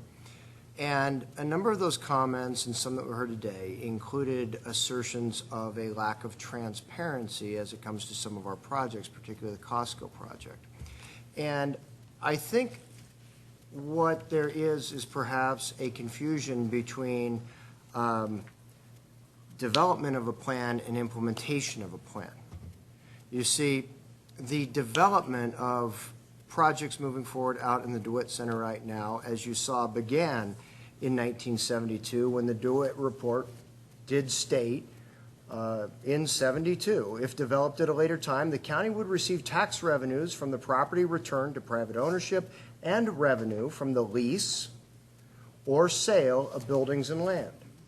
Subsequently, 11 years later, when I served as a member of the Board of Supervisors and we had the first comprehensive facilities master plan, we specifically put on the map a very significant commercial footprint on the easternmost portion of the property closest to Highway 49, precisely the area that we're discussing today or have discussed in the past in regard to Costco and where some of these facilities are that folks are talking about. Again, just 1 year later, Supervisor Wygant, a member of the Planning Commission, myself as a member of the Board of Supervisors, adopted policies. Parcels closest to Highway 49 should be developed with retail service commercial. Encourage land uses that accommodate commercial services that are regional in character, that provide goods and services that residents now travel outside of the area to obtain. What we talk about when we talk about these projects is implementation on plans that go back 43 years now, have been refined and updated over the years.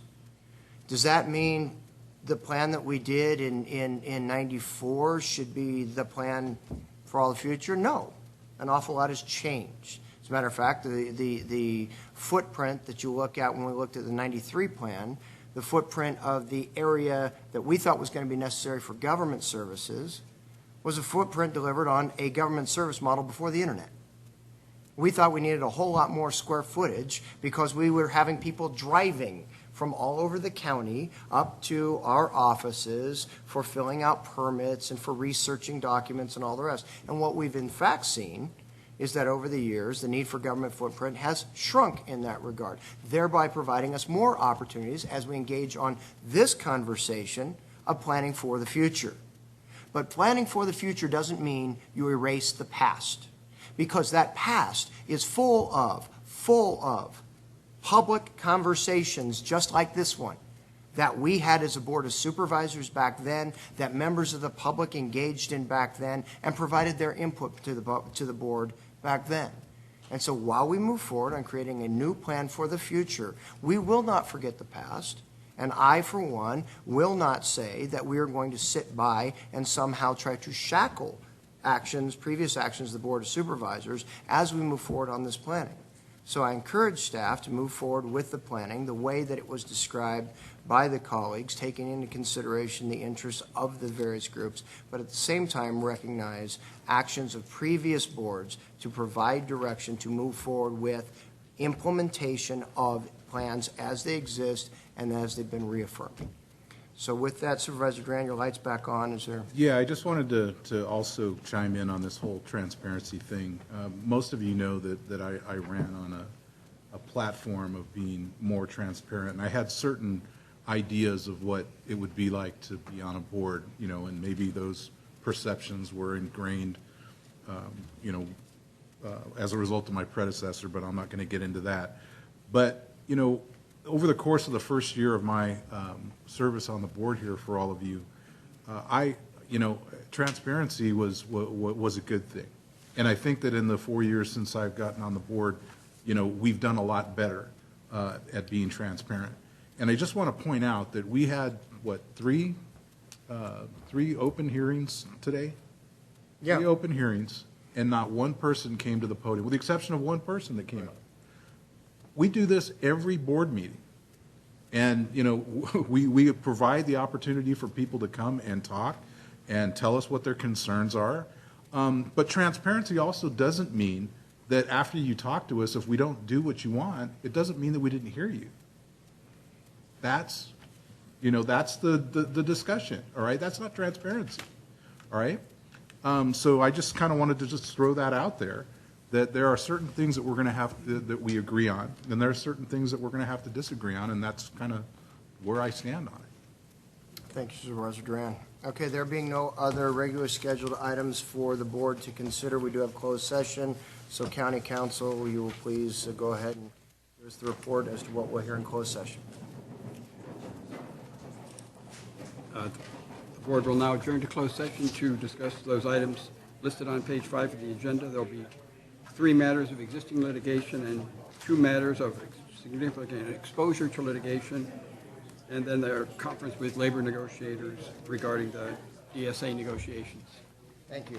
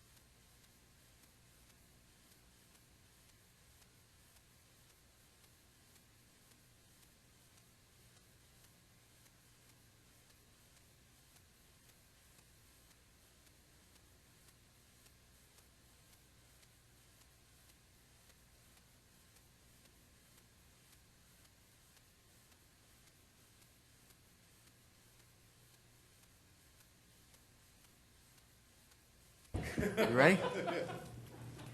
Okay, the board has returned from closed session, and we will receive a report from county council. As the board had a conference with legal counsel on 3 matters of existing litigation. County of Placer versus S.W. Allen, the board heard a report and authorized retention of a consultant. In Pyramid Lake Paiute Tribe of Indians versus State of California, the board heard a report and authorized the dismissal of that now superseded action. In the City of Auburn versus County of Placer case, the board heard a report from council and gave direction to council. In 2 matters of anticipated litigation, the board heard a report from council and gave direction. Finally, the board discussed labor negotiations regarding the DSA and heard a report from their labor negotiations team and gave direction to that team on negotiations. Thank you. All right, there being no other action before the Board of Supervisors for our June 2nd meeting, we will adjourn until our regularly scheduled June 16th meeting. Thank you very much.